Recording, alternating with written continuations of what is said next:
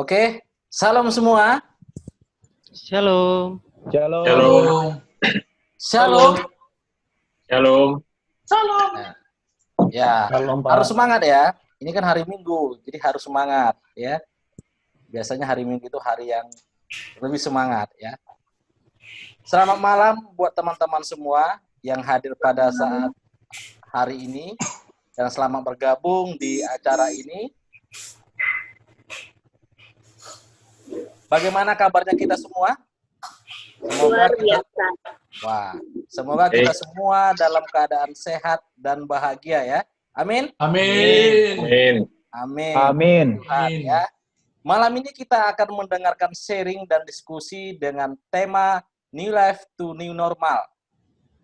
Teman-teman, saya yakin kita semua sudah pernah mendengar yang namanya new normal dan sudah sangat familiar ya dengan kata-kata new normal. Benar ya? Tapi bagaimana seharusnya kita menjalani yang namanya new normal? Bukan back to normal ya. Jadi new normal itu tidak sama dengan back to new normal seperti ini ya. Inilah yang akan kita bahas malam ini. Jadi pada malam hari ini di tengah-tengah kita telah hadir dua orang pembicara yang sangat luar biasa pada hari ini. Yang pertama abang kita Dr. Benyamin Sihombing MPH. Karena masih muda dan supaya lebih kita akrab, ya kita panggil Bang Ben ya.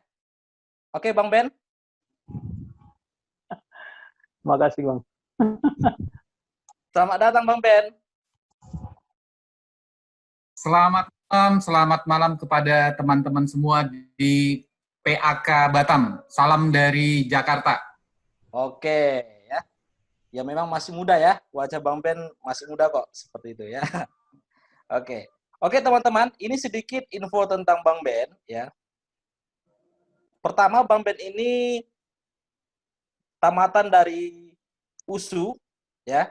Itu mengambil gelar dokternya ya di USU di Universitas Sumatera Utara dan lanjut mengambil master di Singapura di National University of Singapore dan sekarang beliau bekerja di salah satu organisasi internasional di bidang kesehatan dan juga melayani di PMDN dan sebagai gugus tugas di COVID Perkantas. Sangat luar biasa ya, abang ini. Dan abang kita ini ya saya tanya kemarin ya masih dan dan abang ini memiliki 2 orang anak dan 1 istri. Ya. Istri Bang Ben ini bernama Kak Renta. Kak Renta ya, biasa dipanggil dengan Kak Renta. Sekarang bekerja di Kementerian Kesehatan seperti itu.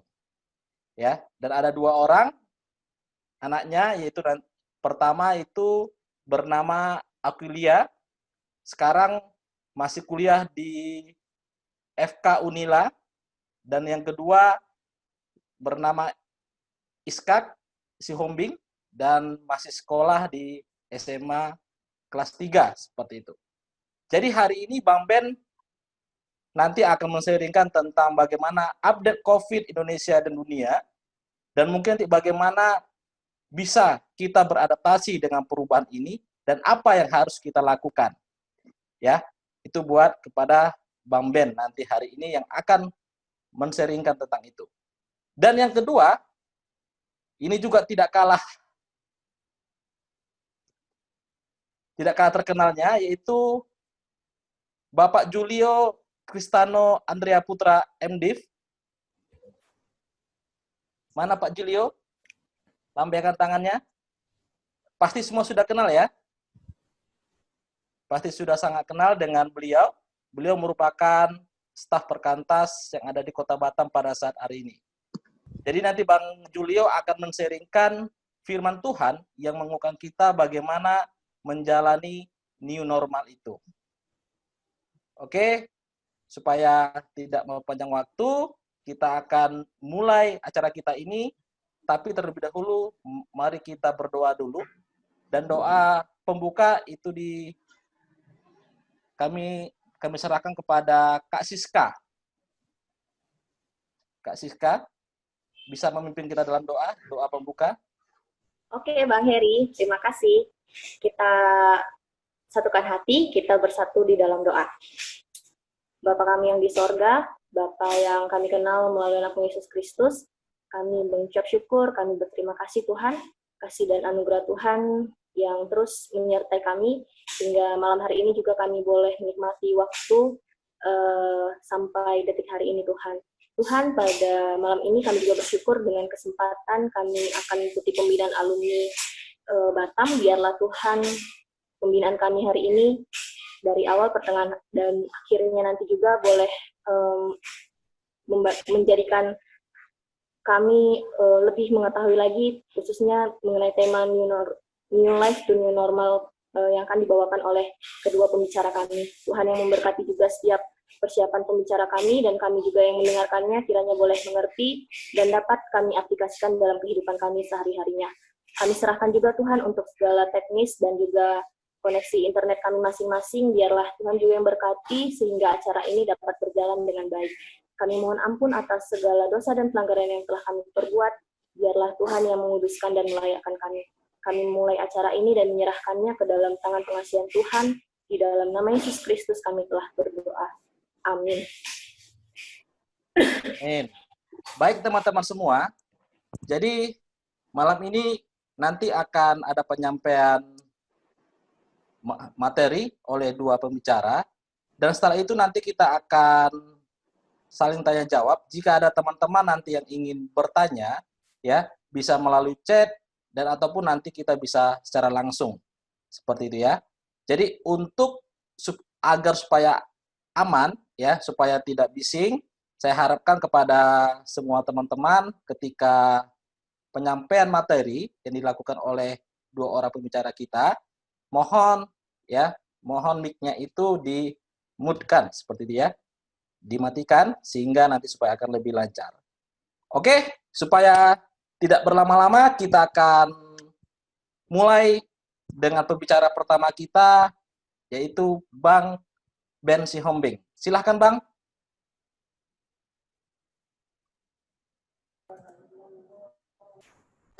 Baik, terima kasih buat kesempatan bisa berada di tengah-tengah teman-teman alumni di Kota Batam. Jadi ini saya dikontak sama Mas Julio, kami pernah ketemu di Kemedis, jadi saya sudah kenal dulu sama beliau. Dan topik ini memang menjadi topik yang banyak kita diskusikan, banyak kita bicarakan, karena dunia sekarang secara bersama-sama sedang dilanda oleh yang namanya pandemi ini. Untuk itu, mari kita lihat, mari diskusikan apa yang bisa kita pelajari dari pandemi ini. Bisa ditampilkan slide saya? Ya, bisa slide selanjutnya. Teman-teman yang kekasih di dalam nama Tuhan, ketika kita bicara tentang yang namanya new normal, sebenarnya istilah new normal itu berasal dari seorang ekonom, McNamee, yang dia bilang bahwa pada new normal itu adalah suatu saat di mana kita akan punya aturan baru dan kita lakukan itu dalam jangka waktu yang panjang. Jadi ini merefer kepada resesi ekonomi yang terjadi pada tahun 98 sampai 2002 pada waktu yang lalu. Jadi new normal adalah suatu kondisi di mana kita akan bermain aturan yang baru dalam jangka waktu panjang ke depan. Dan ini juga yang menjadi istilah yang kita pakai dalam masa pandemi ini, bahwa ketika kita harus hidup bersama-sama dengan pandemi ini, maka kita harus hidup dengan aturan yang baru dalam jangka waktu panjang. Tapi seringkali yang kejadian ketika orang bicara tentang new normal, mereka berpikir bahwa kita akan bisa kembali kepada tahun 2019 atau sebelumnya yang lalu. Salah besar. Ketika kita bicara tentang new normal, berarti kita akan masuk kepada tata cara hidup yang baru, protokol kesehatan, dan lain-lain yang mengikutinya dalam jangka waktu panjang ke depan. Jadi jangan pernah berpikir bahwa sebentar lagi ketika virusnya selesai, maka kita akan kembali ke dalam cara hidup kita yang 2019-2018. No. Ini akan main dalam jangka waktu panjang dan kita akan tetap dengan kebiasaan protokol kesehatan yang sudah kita ketahui masing-masing. Jadi kita sama-sama merasakan yang namanya pandemi ini. Dunia berubah drastis karena pandemi ini, hal yang tidak terpikirkan sebelumnya terjadi. Jadi work from home, kemudian ibadah minggu di rumah, atau mahasiswa yang diwisuda, kemudian dapat ijazah elektronik, dan kita semua sama-sama mengalami yang namanya lockdown, work from home, isolasi mandiri, dan lain-lain. Jadi ini terjadi ketika pandemi ini melanda, ketika WHO bilang pada Maret awal yang lalu, 11 Maret tepatnya, bahwa dunia mengalami pandemi. Dan semua pemerintah harus bersiap-siap untuk bisa mengambil tindakan-tindakan untuk mencegah agar pandemi ini tidak berlangsung lebih luas lagi. Teman-teman, sebagai informasi bahwa kita sedang menghadapi pandemi besar yang mungkin akan kita hadapi sekali seumur hidup kita. Kemungkinan kita sedang menghadapi pandemi yang terjadi cuma sekali dalam hidup kita. Kita tahu Spanish flu Spanyol, pandemi besar yang lalu terjadi pada tahun 1918, 100 lebih tahun yang lalu. Dan itu juga yang kemungkinan nanti kita nggak akan berada dalam pandemi besar selanjutnya. Jadi ini satu sisi merupakan ancaman, tetapi juga kesempatan. Kalau kita bisa hidup di dalamnya, dan ada kesempatan itu untuk bisa tetap melayani Tuhan. Istilah new normal, kalau misalnya kita tarik ke dalam kehidupan sehari-hari, apa yang bisa kita lakukan? New normal maksudnya kita beradaptasi terhadap sesuatu yang baru. Itu kisaran kata atau makna kata di balik ketika kita bicara tentang new normal. Next. Bisa lanjut slide-nya? Iya. Ini situasi dunia pada saat sekarang ini. Jadi kalau kita lihat warna coklat, maka kita akan bisa melihat jumlah kasus yang cukup besar. Jadi kalau misalnya kita lihat jumlah kasus yang cukup besar itu berada di belahan dunia Amerika. Jadi Amerika, Brazil itu dengan jumlah kasus yang cukup besar. Amerika sekarang sudah 3,5 juta kasus, Brazil 2 juta, dan di bawahnya India sudah menikung Federasi Rusia. Jadi India sekarang sudah masuk ke angka 1 juta. Jumlah total pasien COVID di dunia berapa? Sekarang 13 juta lebih. Angkanya masih terus menaik. Beberapa negara memang sudah mengalami flatten the curve, ada yang sudah turun, mau naik gelombang kedua, tetapi Indonesia sendiri, gelombang pertama saja belum tercapai. Coba kita lihat slide selanjutnya. Nah, ini kasus di Indonesia. Ini memang saya ambil untuk yang posisi tanggal 10 yang lalu. Kita lihat wacana tentang relaksasi PSBB, wacana tentang bahwa kita sudah bisa masuk ke dalam kondisi yang biasa dengan melakukan protokol kesehatan, tapi faktanya kita lihat garis merah itu masih terus naik. Makanya angka kasus di Indonesia masih terus naik. Ketika orang sudah bicara tentang menghadapi gelombang kedua, kita gelombang pertama saja belum sampai puncaknya. Tetapi wacana relaksasi itu sudah direncanakan. Next.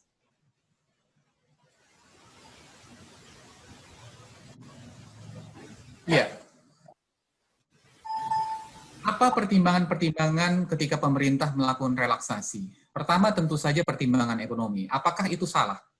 Tidak. Nggak salah pemerintah mendasarkan keputusan untuk relaksasi demi pertimbangan ekonomi. Karena sama pada bidang kesehatan, tujuan untuk melakukan pengetatan untuk menyelamatkan lebih banyak nyawa. Supaya tidak lebih banyak orang tertular, dan kemudian tidak lebih banyak orang meninggal karena COVID.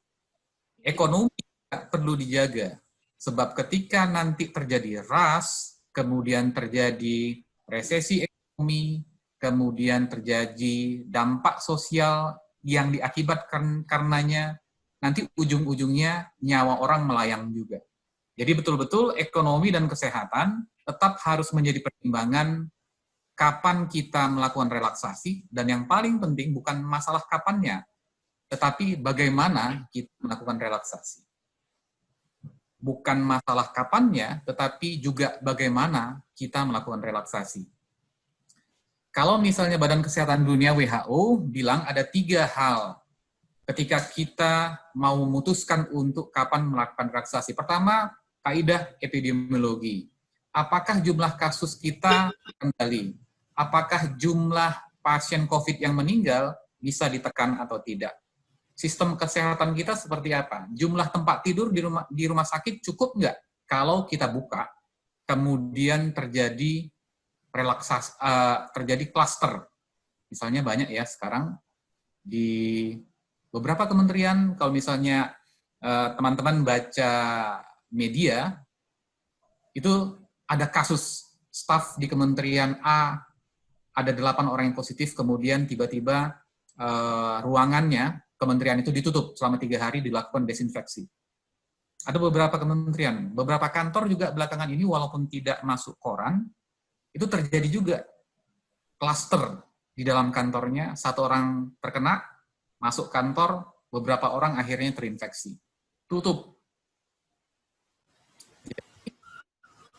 Kapannya mereka oke, tetapi bagaimana melakukannya, mereka nggak siap. Jadi 2 hal ini sama-sama pentingnya. Kemudian surveillance.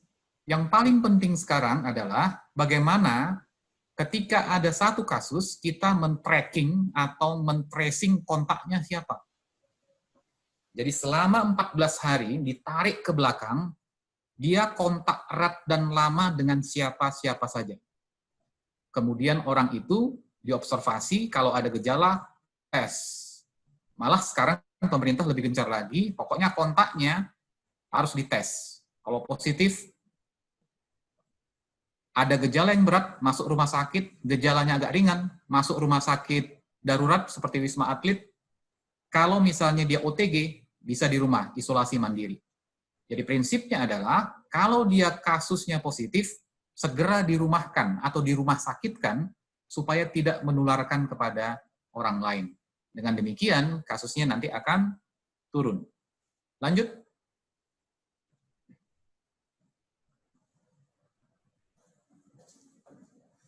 Ya, ini mungkin sekedar panduan membuat keputusan kalau kita berada dalam posisi sebagai pemerintah atau manajemen di kantor, bahwa ketika kita menimbang untuk mempertahankan PSBB atau melonggarkan PSBB, maka prinsipnya itu sama seperti kita membuat timbangan.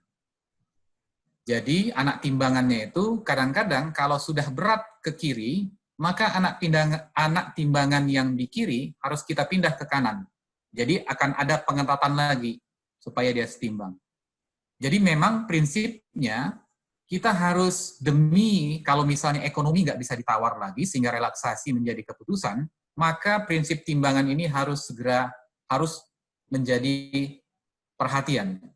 Jadi ketika misalnya timbangannya sudah berat ke sebelah kiri, maka anak timbangan harus dipindahkan ke kanan, dalam arti akan ada pengetatan-pengetatan yang lain.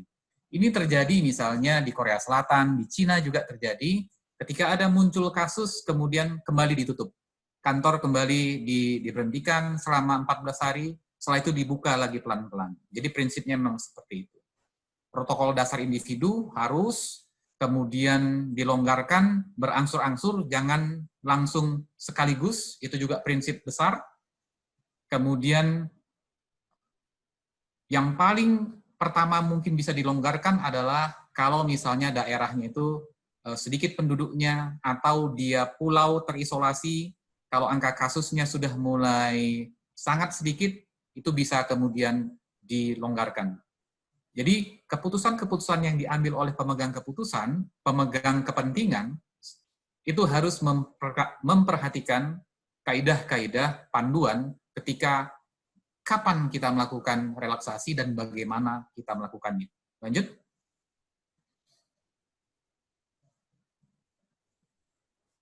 Itu tadi pada level pengambil keputusan. Pemerintah, pemilik perusahaan, yang punya kantor, dan lain-lain.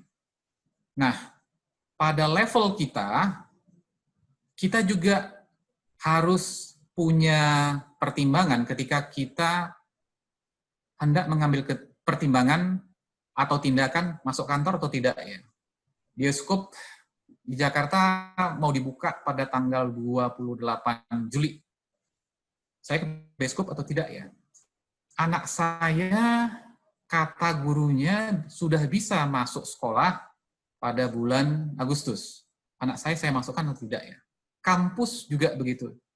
Penilaian resiko pada level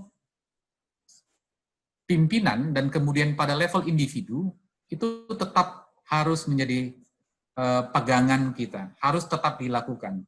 Jadi sebelum kita hendak melakukan tindakan, kita pertama kali harus melakukan yang namanya penilaian risiko. Teman-teman, penilaian risiko itu bukan sesuatu yang tidak biasa, itu sangat biasa kita lakukan dalam kehidupan sehari-hari. Ketika kita mau nyebrang jalan, tentunya kita harus menilai risiko. Motor di sana masih jauh ya, sebelah kiri. Sebelah kanan mobil, apakah itu jaraknya cukup jauh, dia cukup cepat atau tidak, apakah ketika saya nyebrang risikonya kecil atau besar. Kalau besar berarti saya tunggu untuk menyeberang beberapa saat lagi. Tetapi kalau misalnya risikonya kecil, saya bisa nyebrang nih. Tetapi risiko tetap ada, ya tetap ada.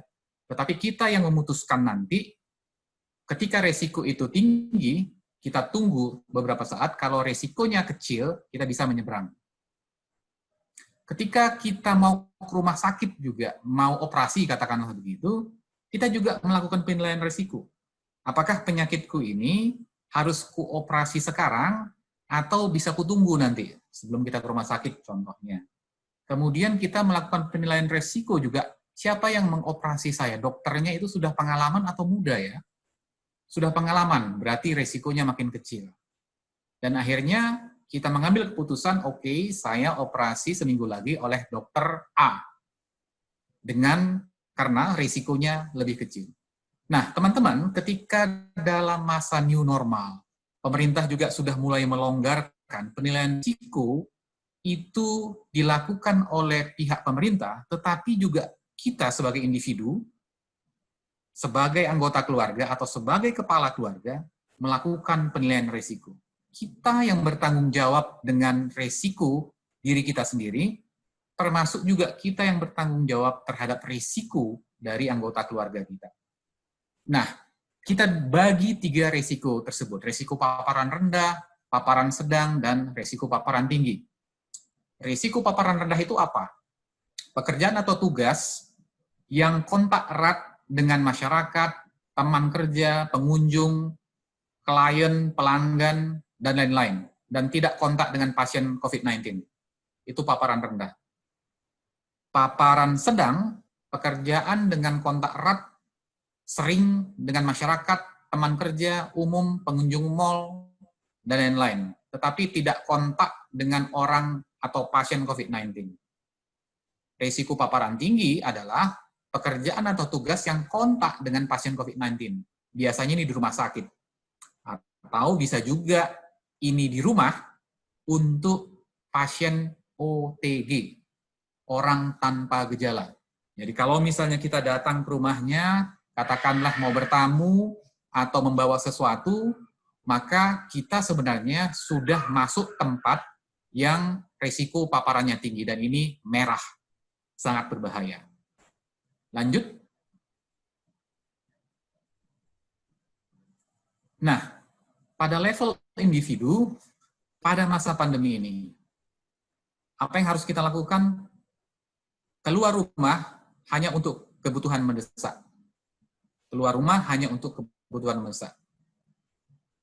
Kalau misalnya tidak memungkinkan, harus pergi ke tempat umum, pakai masker kain atau pakai masker non-medis. Kalau Anda bergejala, batuk, pakai masker medis. Jadi masker medis selain dipakai oleh orang yang bergejala, itu dipakai untuk orang yang berusia lebih dari 60 tahun, dan orang yang punya penyakit penyerta, penyakit jantung, penyakit gula, penyakit paru, kanker, dan penyakit yang lain. Selanjutnya, dia harus menjaga kebersihan tangan. Sekarang banyak hand sanitizer, waktu masa-masa COVID dulu, saya masih ingat, pada bulan Maret pada waktu itu terjadi rush di mall-mall, tiba-tiba sanitizer hilang dari pasaran. Kita beli, harus pesan, dan kemudian harganya berkali-kali lipat. Tapi sekarang, puji Tuhan, hand sanitizer mudah didapatkan. Jadi, kapan kita mencuci tangan pakai hand sanitizer, kapan mencuci tangan pakai sabun dan air mengalir, kalau tangan terlihat kotor, maka yang kita lakukan adalah mencuci tangan pakai sabun dan air mengalir. Kalau tidak terlihat kotor, itu bisa pakai hand sanitizer. Kemudian, hindari menyentuh mata, hidung, mulut. Kenapa? Karena lewat mata, lewat hidung, dan lewat mulut, dari situ moda transmisi utama virus COVID-19. Jadi, ada penelitian yang bilang bahwa kita manusia cenderung untuk menyentuh wajah kita rata-rata dalam 1 jam 23 kali.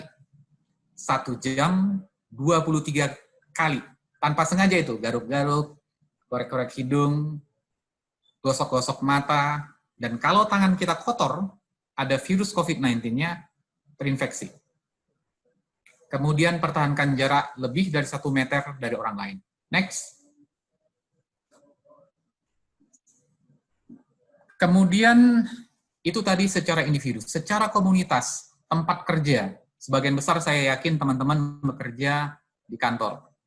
Termasuk juga teman-teman yang bekerja melayani di perkantas, juga ruangannya adalah ruangan kantor.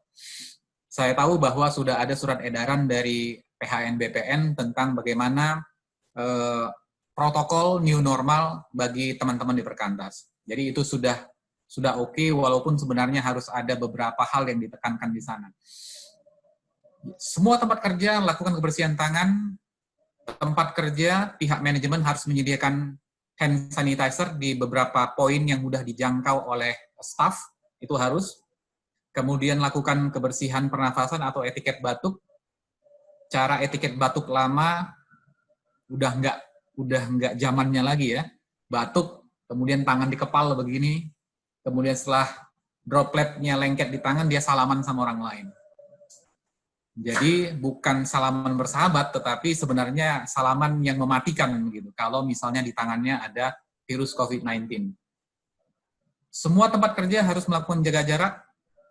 Pada masa-masa seperti ini, kapasitas kantor harus kurang dari 50% kalau terpaksa. Kalau tidak terpaksa, work from home.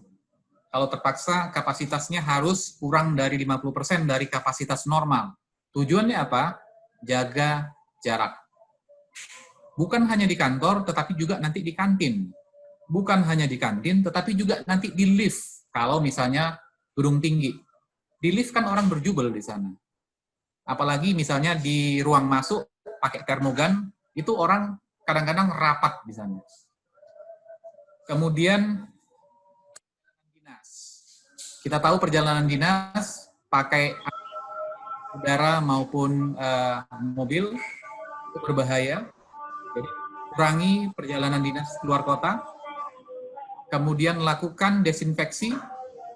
Desinfeksi sekali lagi saya ingatkan, tidak direkomendasikan desinfeksi pakai semprot, Karena ketika desinfeksi pakai semprot, maka semburan udaranya, cairan partikel-partikelnya bisa masuk ke mata yang disemprot atau orang lain yang berada di sekitar ruangan. Jadi berbahaya. Kemudian staf di dalam kantor harus diinformasikan informasi-informasi terbaru. Pertama tentang kita, contohnya di Batam, ini transmisi komunitas atau yang terjadi adalah transmisi klaster. Mengenai zona merah, oranye, hijau, atau kuning begitu ya, itu juga perlu diwaspadai. Artinya begini, sebenarnya zona hijau itu mau mengatakan bahwa di daerah itu laporan kasusnya kecil, atau laporan kasusnya sangat minim. Kuning lebih besar jumlah kasusnya dibanding yang lain. Tetapi kadang-kadang orang salah mengerti, kalau hijau berarti mereka bebas keluar. Contohnya kalau misalnya saya berada di kota Jakarta. Jakarta hijau, tetapi Bekasi, Depok, Tangerang merah atau oranye. Kita tahu pergerakan orang dari Jakarta ke Jabodetabek dan sebaliknya itu sangat tinggi. Apa gunanya? Jadi jangan juga diartikan zona hijau bahwa kita bisa bebas melakukan apa-apa. Itu yang salah kadang-kadang orang. Jadi zona hijau cuma menunjukkan bahwa daerah tersebut kecil jumlah kasusnya, tetapi bukan berarti kita bebas untuk kemana-mana. Karena mungkin daerah pinggirannya adalah daerah yang transmisinya tinggi. Ketika orang keluar masuk, maka resiko untuk tertular sama saja. Baik, apakah dia di daerah hijau, tetapi sekelilingnya merah, atau di daerah merah itu sendiri. Jadi, jangan juga salah memaknainya. Kemudian, apa yang harus kita lakukan ketika kita masuk tempat yang beresiko paparan sedang? Lakukan pembersihan desinfeksi, frekuensinya harus ditingkatkan. Kalau biasanya sehari sekali, 2 kali sehari dilakukan desinfeksi. Pada daerah mana? Pada daerah yang paling sering dipakai bersama. Contohnya kamar mandi. Contohnya kantin. Contohnya juga lantai. Kemudian jaga jarak fisik 1 meter. Kalau misal kegiatan itu atau meeting itu nggak bisa menjaga jarak 1 meter, sebaiknya stop. Lakukan meeting teleconference, seperti yang kita lakukan seperti ini. Kemudian kalau misalnya tempat itu resikonya sedang, harus disediakan APD bagi staf-staf yang ada di sana. Masker contohnya seperti itu. Contoh resiko sedang ini tempat mana? Teman-teman banyak beredar di media sosial bahwa tempat ini tinggi, ini sedang, ini rendah, bisa saja. Tetapi kita juga harus melihat, pertama kali yang harus kita lakukan adalah melakukan penilaian risiko. Penilaian risiko kadang-kadang dari paparan rendah menjadi paparan sedang, itu bisa berubah. Kalau misalnya kita ke mall untuk beli kebutuhan logistik mendesak misalnya, mall mungkin menjadi tempat dengan paparan yang rendah kalau misalnya kita datang ketika mallnya baru buka, jam 10, setengah 11, ketika orang masih agak sedikit sepi. Jarak bisa dipertahankan dan kita bisa agak sedikit leluasa untuk belanja.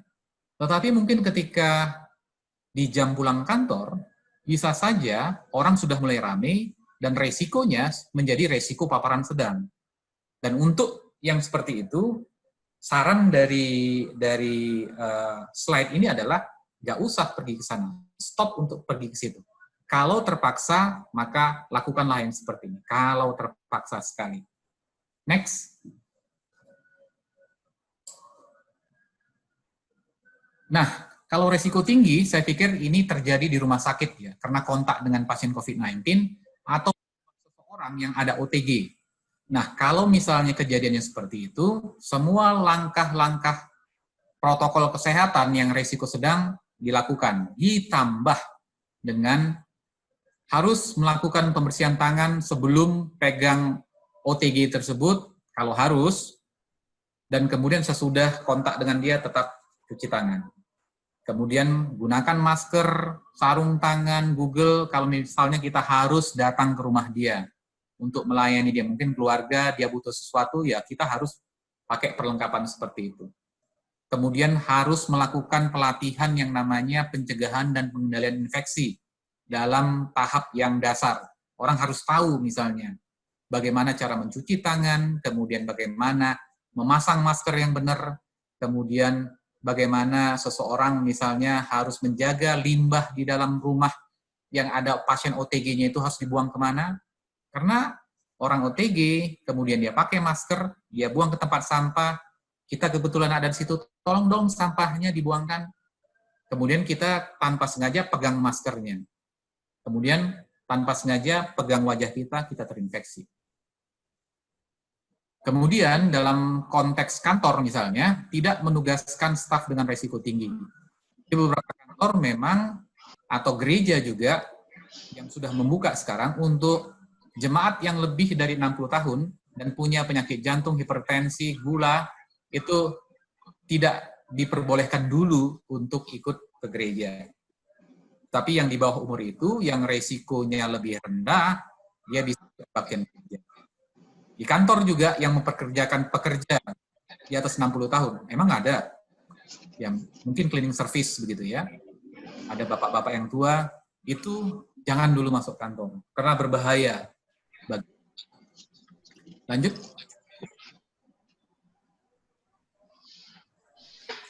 Iya. Take home message yang mau saya sampaikan adalah bahwa kita semua bertanggung jawab dengan apa yang kita lakukan.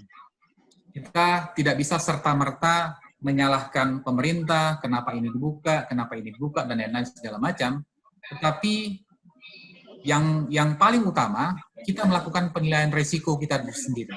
Kita bertanggung jawab terhadap kesehatan kita, dan untuk itu diminta kita bijak. Bagaimana cara kita bijak? Pertama, update informasi. Jadi selalu update informasi dari sumber-sumber yang resmi, Kementerian Kesehatan, WHO, dan lain-lain. Jangan hanya dari sosial media. Terkadang dalam fase atau dalam era digitalisasi ini, terlampau banyak sarjana sosmed ya. Jadi sarjana yang tiba-tiba pintar, dalam tanda kutip, ketika baca-baca sosial media gitu, dan merasa dia sudah tahu semuanya. Jadi selalu update informasi dari situs resmi, Kementerian Kesehatan, WHO, dan lain-lain. Kemudian lakukan penilaian risiko, karena kita yang tahu risiko di mana tempat kita berada, dan ke tempat di mana kita mau jalani. Bab kemarin ketika saya bawakan hal seperti ini juga ada yang bertanya, udah bisa arisan nggak? Gitu kan? Biasa orang Batak gitu ya, ini mau arisan gitu, udah bisa arisan nggak? Gitu. Kita yang menentukan analisa resikonya. Rumahnya besar nggak? Orang yang hadir berapa banyak? Kira-kira bisa menjaga jarak nggak? Kemudian ada yang sakit nggak pada waktu itu? Kalau ada yang sakit, bubar. Walaupun dia cuma batuk pilek yang dibilang, ini flu biasanya ini katanya. Siapa yang tahu? Kemudian setelah penilaian risiko, manage risiko itu. Caranya mungkin kita tunda, mungkin kita mundurkan kegiatannya, atau mungkin kalau terpaksa sekali kita harus pakai masker, bawa hand sanitizer, jaga jarak. Kemudian yang terakhir adalah melakukan tindakan bertanggung jawab sebagai bentuk tanggung jawab kita tentunya kepada Tuhan gitu. Jadi ketika kita bicara tentang yang namanya talenta, orang berpikir bahwa talenta itu ya cuma bakat alamiah, tapi talenta yang Tuhan maksud adalah setiap pemberian yang Tuhan berikan kepada kita. Waktu, ilmu, skill, kesempatan, uang, harta, termasuk juga tubuh. Dan ini memang harus dikelola secara bertanggung jawab. Demi kepentingan tubuh kita yang akan kita pakai untuk melayani Tuhan, dan juga untuk kesehatan anggota keluarga kita, sebab kita bisa menularkan kepada anggota keluarga kita. Jadi ini mungkin take home message yang mau saya sampaikan kepada teman-teman semua, dan terakhir mungkin saya mau bagikan hal yang pribadi bagi saya. Jadi ketika ditanya, apa sih take home message bagi Anda selaku praktisi, kemudian selaku orang percaya mengenai pandemi ini? Saya mau mengatakan bahwa pandemi ini sebenarnya selain mendatangkan kesedihan, penderitaan bagi kita, tetapi juga mengajarkan banyak hal. Bagi saya pribadi, bahwa waktu work from home yang cukup panjang ini memberikan kesempatan bagi saya pribadi untuk lebih banyak di rumah. Keluhan orang-orang pelayanan atau mungkin orang yang bekerja di kantor adalah dari orang rumah sendiri, begitu ya. Terlampau banyak ngurus pelayanan, terlampau banyak ngurus kantor, waktu untuk keluarga nggak ada. Oh, ada Sabtu Minggu kok. Sabtu Minggu pelayanan lagi, ikut di gereja. Tapi pada masa pandemi ini, ketika kita bersama-sama harus work from home, bekerja dari rumah, kemudian kita juga pada saat yang sama bisa bersama dengan orang-orang kita kasihi di rumah. Sehingga kalau dulu itu seperti pilihan, kalau mau melayani atau mau di rumah. Tetapi pada masa pandemi ini, Tuhan memberikan itu bukan pilihan. Dua-duanya bisa kita jalani. Itu satu hal yang berharga yang bisa saya renungkan bagi hidup saya, bahwa semuanya atas berkat Tuhan bisa kita kerjakan bersama-sama dan dua-duanya mungkin bisa membawa berkat. Itu saja mungkin yang bisa saya sampaikan, saya kembalikan kepada moderator. Oke, terima kasih Bang Ben. Sangat banyak ya bisa kita pelajari yang disampaikan oleh Bang Ben. Ya, bagaimana kita sudah melihat kondisi-kondisi yang terjadi sekarang, ya, bagaimana perkembangannya, dan bagaimana juga yang harus kita lakukan, ya, sebagai orang-orang yang memang nanti, ya, supaya kita menjadi orang-orang yang tidak lagi tabu akan ini, gitu ya. Dan selanjutnya kita akan masuk kepada penyampaian materi yang kedua oleh Bang Julio Kristano. Kami persilahkan kepada Bang Julio. Dan setelah ini nanti kita akan mengadakan diskusi ya teman-teman ya. Jadi siapkan pertanyaannya jika ada yang mau ditanyakan melalui chat dan juga bisa secara langsung. Kami persilahkan kepada Bang Julio Kristano. Ya, terima kasih Pak Heri. Selamat malam teman-teman semua. Suara saya kedengaran, Mbak ya? Ya, kedengaran. Ya. Saya juga ada slide, bisa dibantu untuk ditayangkan. Ya. Ya, di dalam judul itu saya sudah langsung menyampaikan tentang itu apa ya namanya, film Dilan tapi diplesetkan, judulnya Ojo Dolan ya, lawan COVID-19. Artinya jangan main-main dulu lah gitu, jangan keluar-keluar dulu karena masih ada COVID gitu ya. Oke, selanjutnya, nah saya mengambil potongan-potongan di medsos ya, ini dari berita politik ya yang ada di medsos tentang apa sih tentang new normal itu gitu ya. Jadi waktu itu Pak Jokowi sudah menyiapkan, tetapi ini bagi saya waktu itu masih belum clear gitu ya, jadi masih banyak perdebatan. Kemudian slide berikutnya ada juga mengatakan bahwa semua elemen masyarakat disiapkan. Jadi waktu mau menyampaikan new normal gitu ya, ternyata memang kita sebagai masyarakat dan juga orang-orang yang ada di dalam pelaku baik itu industri, ekonomi, sosial ya, itu juga belum disiapkan, sehingga akhirnya memberikan sebuah apa ya, kesimpang siuran pengertian dan pemahaman gitu. Nah, bagi saya sebetulnya tadi Bang Ben sudah memberikan banyak sekali informasi dan pemahaman ya, justru yang memberikan informasi pemahaman itu adalah bukan orang kesehatan tapi orang dari pelaku ekonomi ya. Kalau saya mengatakan juga memang ada sebuah keadaan yang memang harus dihadapi khususnya dalam masa pandemi gitu ya, disertai dengan adanya kesadaran masyarakat dan juga ada protokol atau aturan yang lebih ketat gitu ya daripada biasanya.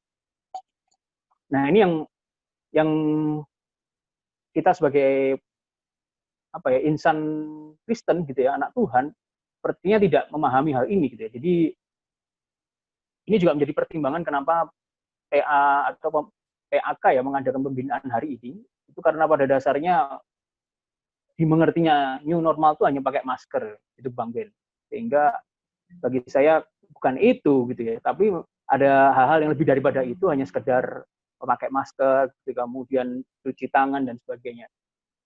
Tapi ada hal-hal lain yang memang harus disiapkan, mulai dari rumah begitu ya, kemudian tadi di tempat pekerjaan, tempat pelayanan, tempat ibadah, pasar gitu ya, bahkan tempat-tempat fasilitas hiburan gitu ya, yang harus disiapkan.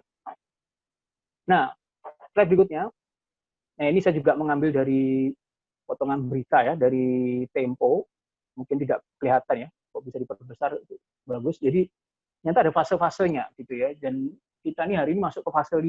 Saya tidak tahu apakah ini sudah dijalankan semua begitu ya. Nanti ini juga jadi pertanyaan buat kita semua, berdiskusi sampai di mana sih fase new normal gitu ya. Karena memang kalau saya menangkap bahwa tidak semua orang itu atau tidak semua tempat ya memberlakukan keadaan yang sama gitu ya. Jadi tidak langsung tiba-tiba keadaannya ada protokol dan atau pengetatan gitu ya.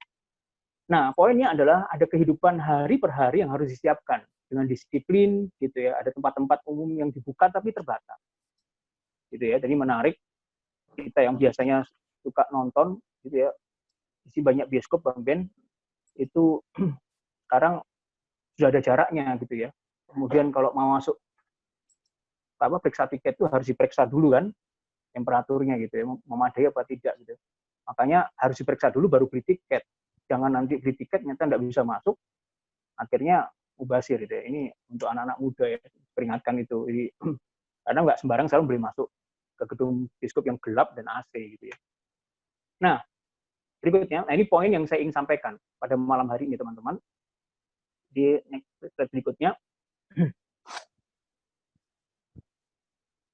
ya, lanjut, Agus. Nah, ada dua hal yang saya ingin sampaikan hari ini, ada 4 poin ide, bentar ya, dari Alkitab tentang metanarasi. Apa itu metanarasi? Itu gambaran cerita besar tentang Alkitab yang Tuhan sudah sampaikan ya di dalam Alkitab yang kita harus tahu gitu ya, berkaitan dengan kehidupan kita, berkaitan juga dengan the God's planning ya, berkaitan juga dengan kehidupan di masa depan gitu ya, dan kehidupan yang juga hari ini kita ada di dalam kehidupan yang sulit gitu, penderitaan.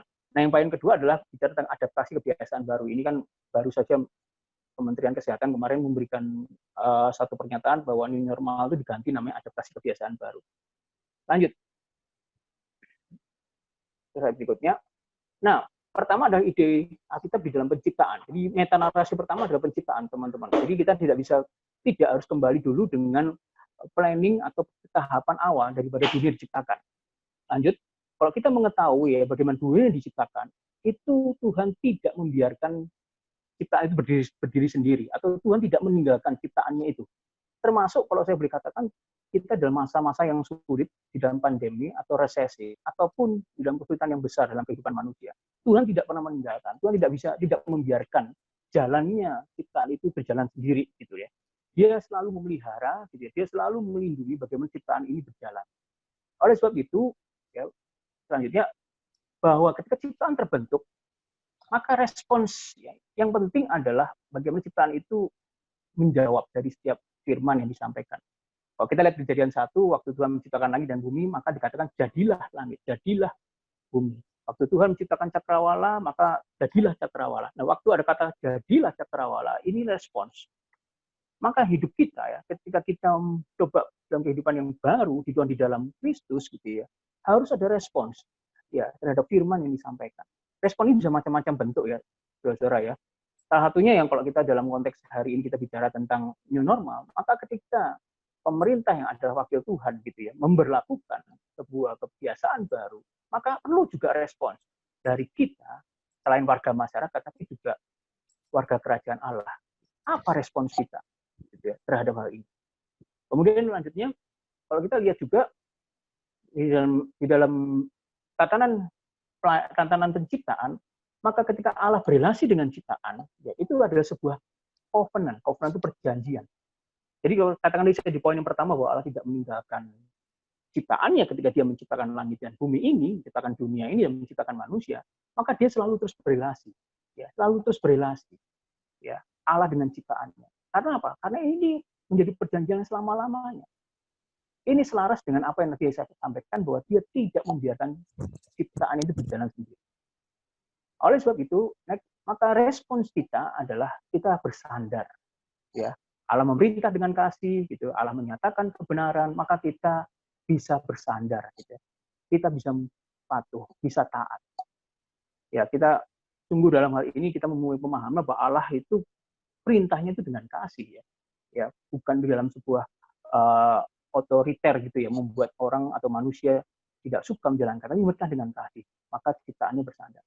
Hal yang kedua yang saya ingin sampaikan adalah ketika dalam ide Alkitab berkaitan dengan penciptaan adalah ketika memerintah atas bumi, maka ketika manusia diberikan otoritas, maka itu sebagai refleksi atas gambar rupa Allah. Ya, catat baik-baik teman-teman bahwa otoritas manusia ini sebagai refleksi. Maka tidak mungkin dia manusia yang mengenal Tuhan atau manusia gambar rupa Allah, dia mengerjakan apa yang diberikan oleh Tuhan dalam bentuk otoritas itu sekehendak hatinya, sewenang-wenang, tidak mungkin.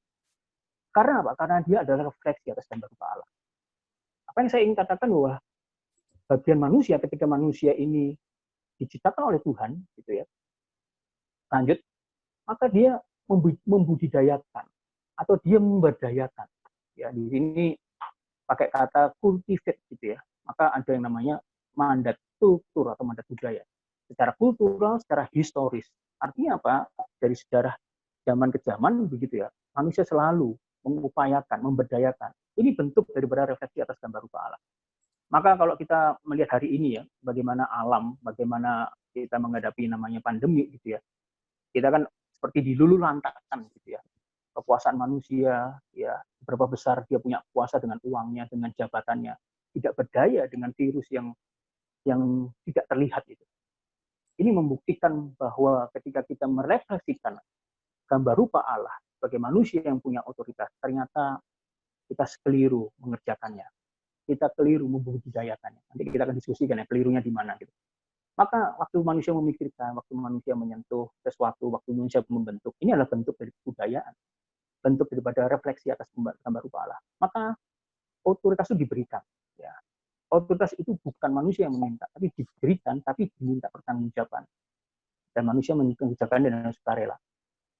Menarik teman-teman, bahwa ketika kita mengerjakan dengan sukaria, gitu ya, dengan sukacita, maka segala sesuatu itu berlangsung dengan baik. Gitu. Maka kalau hari ini sampai manusia hidup itu dengan segala bencana yang dihadapi, gitu ya, termasuk juga dengan bencana-bencana yang tidak pernah kita bayangkan di tahun ini, di masa kita hidup ya, generasi saya, generasi teman-teman, generasi mungkin di bawah kita ya punya hidup mengalami pandemi gitu ya. Maka ini adalah satu pengalaman yang baru gitu ya, tentang bagaimana kita merefleksikan sekali lagi atas gambar rupa Allah. Lanjut, ide yang kedua adalah bicara tentang kejatuhan. Ya. Nah, dan ada dua ide di sini saya sampaikan. Pertama, kebobrokan total. PDS KJI ya, itu Perhimpunan Dokter Spesialis Kejiwaan Indonesia ya. Jadi hari ini dari 1.500 orang yang disurvei, 64% ya itu depresi dan cemas. Ya, ini sampai hari ini ya. Jadi banyak sekali orang-orang depresi cemas karena dia merasa sudah bosan di rumah gitu ya.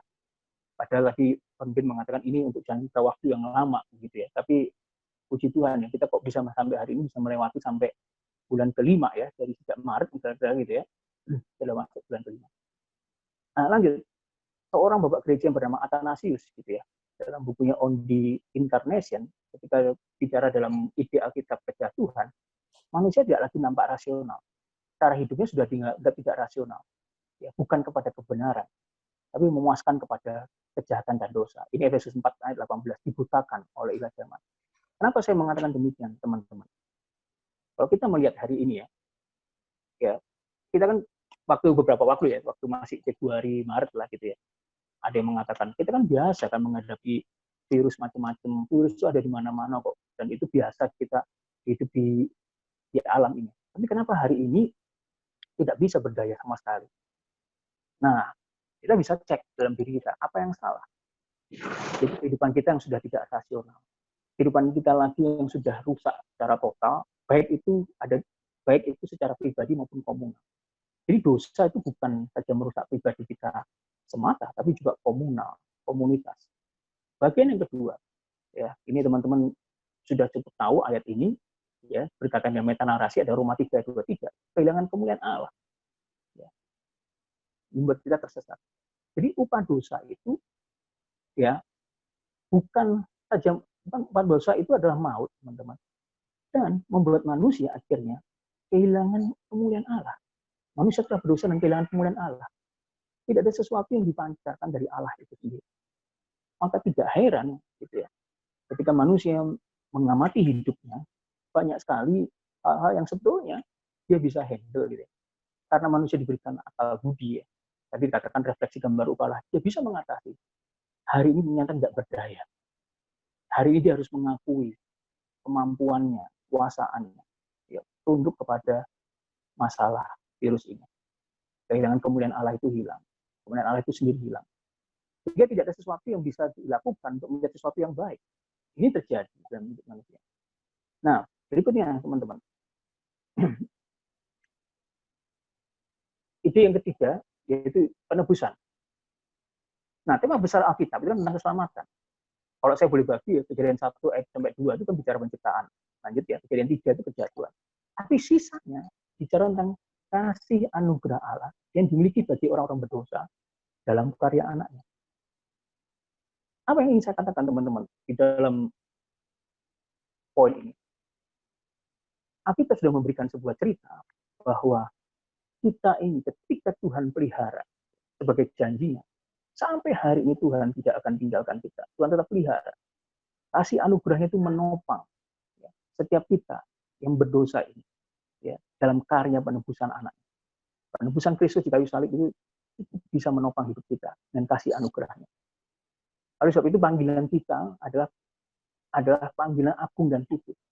Ya, jadi kita ini yang sudah ditebus, yang sudah dilahirbarukan, punya panggilan yang agung, ya, punya panggilan yang kudus, ya, great calling, holy calling, jadi panggilan yang menyatakan kemuliaan Allah.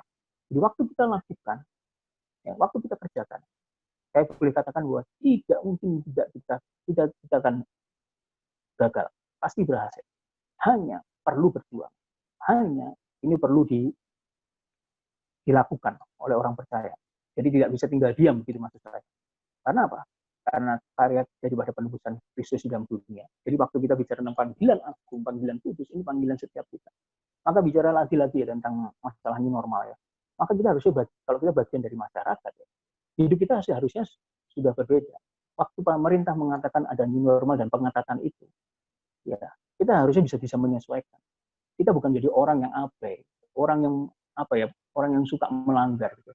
Orang yang akhirnya tutup mata dengan segala protokol yang ada. Karena apa? Karena kita punya panggilan, itu panggilan agung, panggilan kudus. Jadi kekuatan penebusan Kristus itu besar sekali. Maka yang kedua adalah nomor 2, struktur dan arah. Maka ketika bicara semua aspek miliknya yang sudah diciptakan, kemudian jatuh, ditebus, itu mengarahkan kepada ketuhanan Kristus. Jadi kita dimampukan untuk melihat secara kritis apa yang baik, apa yang salah. Ya menyambung daripada perkataan Bang Benyamin tadi bicara tentang resiko-resiko perhitungan, resiko pertimbangan ya. Kita sebagai orang yang ada dalam keluarga, kemudian orang yang ada di pekerjaan atau orang yang punya usaha sendiri gitu ya.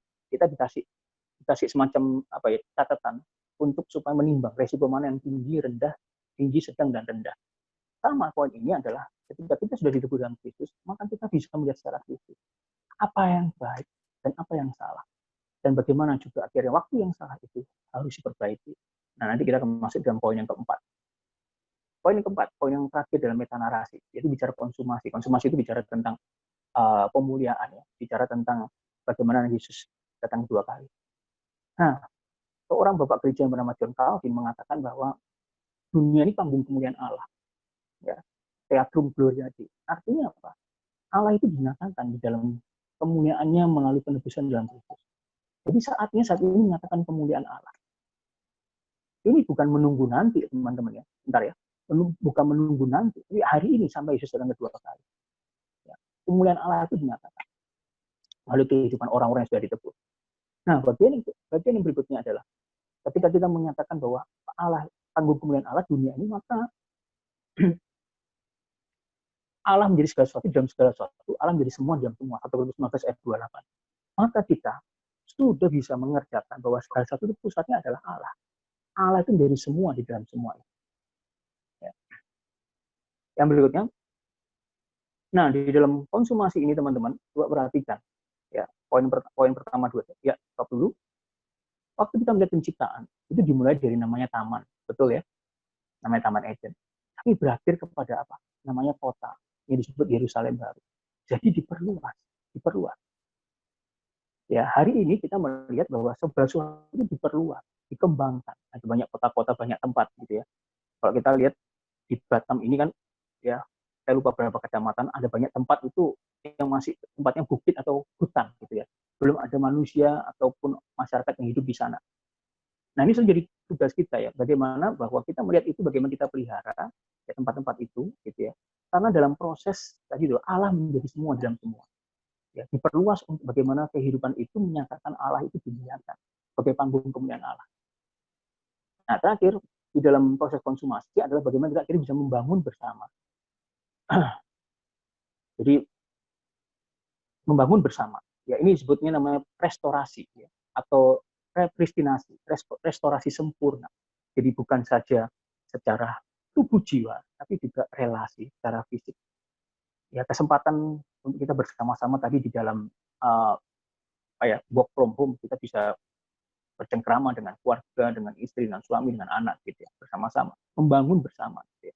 Kesempatan itu ya. Jadi ide ini jadi ide juga bersama di dalam kita melihat firman Tuhan. Nah, oleh sebab itu teman-teman, waktu kita mengembalikan atau dalam konteks pemulihan tadi memperbaiki ya, maka kita harus pikirkan apakah betul-betul bahwa hidup kita ini sudah mencerminkan bagaimana Allah itu dimuliakan.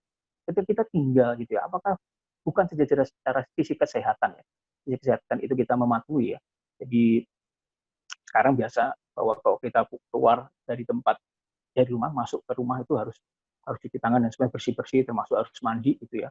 Padahal mungkin keluarnya cuma ke pos satpam gitu ya, atau cuma ke Alfamart gitu ya, tapi sekarang harus benar-benar cuci bersih sebagai sebuah protokol kesehatan. Nah, saya melihatnya itu adalah sebuah pemulihan gitu ya. Artinya bahwa ketika kita mau bersih-bersih dan bersih, maka kita sedang menuju namanya restorasi sempurna, repristinasi tadi. Nah, ini ide saya. Lanjut di dalam bicara tentang adaptasi kebiasaan baru. Ya, yang pertama adalah teman-teman, tidak mungkin ya kita memiliki iman yang sejati dalam Kristus, tapi tidak selaras dengan kebajikan. Ya, imannya dipertanyakan maksudnya. Imannya harus dinyatakan dengan kebajikan. Sisi yang lain, ketika kita punya kebajikan, hal yang baik, pasti itu bersumber dari iman yang sejati. Maka harus selaras. Gitu ya. Yakobus dulu mengatakan itu. Yang kedua, adaptasi kebiasaan baru ya. Di dalam bahasa secara teologis itu disebut namanya spirit restorasi atau revitalisasi, semangat penebusan, jadi memperbaiki, gitu ya. Jadi kalau kita misalnya sekarang masuk misalnya nanti masuk ke kampus ya kembali, atau masuk sekolah atau masuk kerja gitu, orang-orang buang sembarangan sampah itu sikap kita seperti apa, gitu ya. Kemudian bagaimana kita juga bisa membangun suasana kerja gitu, corporate culture gitu ya, di dalam suasana kerja yang membangun. Kata-kata apa yang perlu kita ucapkan? Gitu ya. Itu menjadi sebuah semangat penebusan. Ya, spirit revitalisasi, spirit restorasi. Kita memperbaiki, membangun gitu ya. Sudah yang rusak jadikan lebih baik lagi. Yang ketiga, nah ciptakan ruang yang baru gitu ya. Ya, untuk menjalin ya, ciptakan ruang untuk menjalin norma dan hubungan sosial yang baru. Teman-teman, waktu kita sekarang beralih ya dari sebelumnya face to face sekarang kepada screen to screen gitu ya. Ini kesempatan ya untuk kita bisa ketemu dengan berbagai lapisan masyarakat dari berbagai tempat, bahkan berbagai belahan benua. Ya, beberapa kali waktu saya juga dengan teman-teman mengadakan semacam diskusi ini, saya mengundang teman saya dari Swiss gitu ya, dari Chicago, dari Taiwan, dari Melbourne gitu ya. Artinya apa? Dalam waktu yang sama kita bisa mengontak dengan sesuatu yang murah dan mudah. Nah, ini kesempatan, ciptakan peluang untuk apa? Untuk hubungan sosial yang baru, untuk mengenangkan suatu norma-norma yang baru. Ya, Ini menarik. Jadi kesempatan ya, untuk kita bisa punya adaptasi kebiasaan baru. Yang keempat, yang terakhir adalah membangun pelayanan efektif untuk sebuah pengharapan dalam solidaritas sosial. Tidak hanya mengarahkan kepada masalah sumbangan sembako ya teman-teman ya, tapi juga masalah bagaimana kita punya kebersamaan. Ya, saya baca di Harian Kompas ada satu kompleks warga ya di daerah Yogyakarta, saya lupa nama kecamatannya, Buluharjo kalau nggak salah. Si bapak ini kena COVID gitu ya. Waktu dia sembuh gitu ya, jadi rumah sakit kembali, dia disambut dengan masyarakat, dengan acara atraksi kesenian teman-teman. Luar biasa ya. Bagi saya itu solidaritas sosial. Karena apa? Karena waktu dia bergumul dengan namanya penyakit menuju kepada kematian, dan saat ini dia bisa keluar dari kematian, itu juga pergumulan bersama-sama, pergumulan sosial, pergumulan komunitas, pergumulan kita gereja Tuhan. Ya, jadi ini menarik ya. Jadi ini kita harus ciptakan seperti ini. Karena apa ya? Karena Tuhan menciptakan sama-sama dalam kehidupan bersama-sama dengan orang lain ya. Jadi ini perlu kita harus pikirkan ulang apa untuk kita lakukan. Maka perlu ada meeting online ini sangat menarik. Kemudian juga bagaimana langkah praktisnya ya. Sekarang kita bisa berconnecting ya dengan segala tempat ya, bisa mendistribusikan ya pengetahuan, mungkin juga produksi barang kemanapun tempat, supaya orang akhirnya mendapatkan sumber juga ya, baik informasi, mungkin sumber dana dan yang lainnya. Ya, itu slide-nya lain bisa ditunjukkan lagi beberapa slide.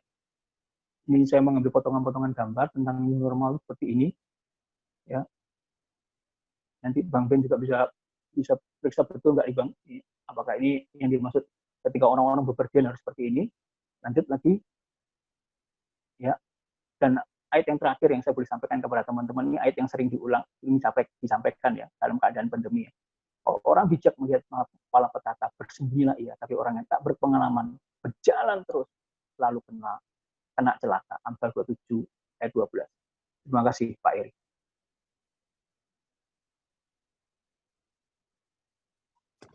Oke, terima kasih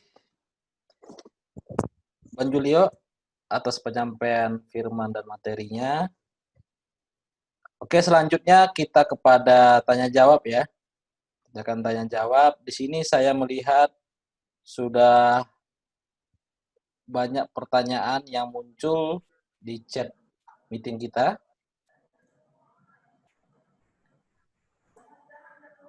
Saya akan bacakan pertama.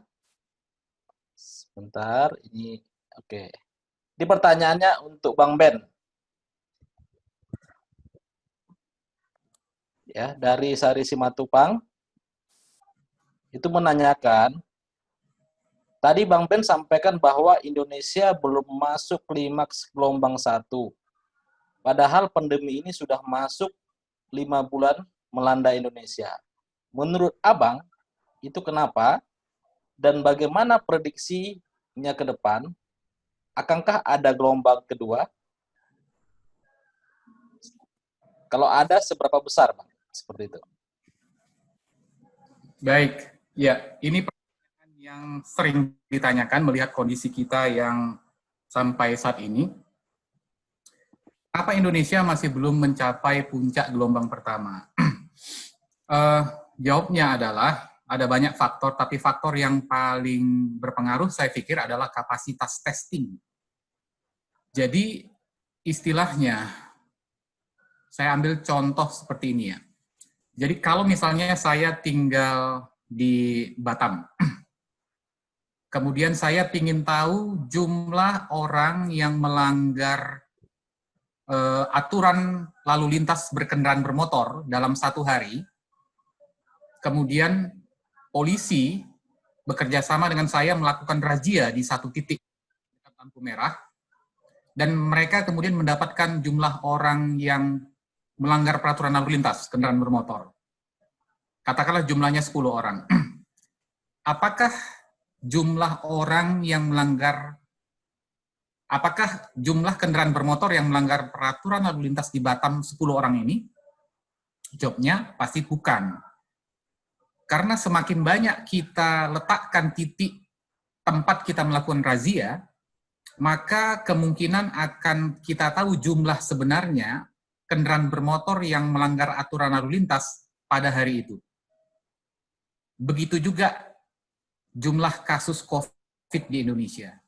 Jadi kalau misalnya kapasitas testing kita cuma 100-an, sedangkan jumlah penduduk Indonesia 250 juta orang, maka orang yang terjaring dari hasil testing itu sangat dipengaruhi oleh jumlah testing yang kita lakukan pada hari itu. Kalau misalnya saya cuma meletakkan 1 titik atau 2 titik di Jakarta, misalnya untuk merissakan testing dengan kapasitas 1 hari katakanlah cuma 100, maka jumlah kasus positif pada hari itu juga akan sedikit. Tapi pertanyaannya, apakah jumlah itu adalah jumlah kasus yang sebenarnya? Bukan sama sekali. Jadi jumlah kasus yang sebenarnya di Indonesia jauh lebih besar dari jumlah yang dilaporkan harian itu. Itu bergantung dengan apa? Bergantung dengan kapasitas testing yang pemerintah lakukan. Jadi kalau misalnya teman-teman membaca berita kira-kira sebulan yang lalu, Pak Jokowi itu ketika kapasitas testing kita masih 8.000, 7.000, beliau marah. Beliau kemudian memberikan target harus 20.000 satu hari kapasitas testing.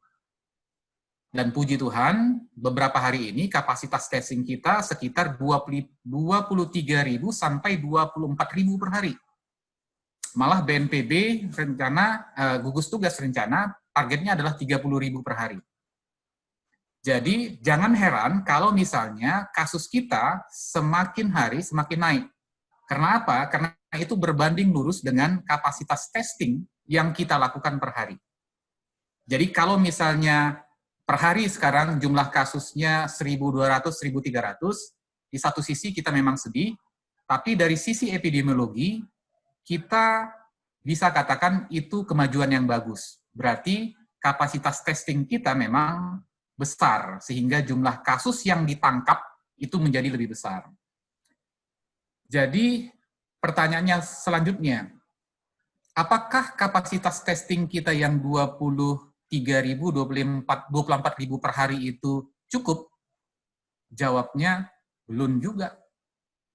Sebab, kalau misalnya kita lihat kasus di Amerika sekarang, jumlah penduduknya sekitar 320 juta kalau tidak salah ya, dibanding kita 250 juta, dalam satu hari, mereka dapat kasus 60.000.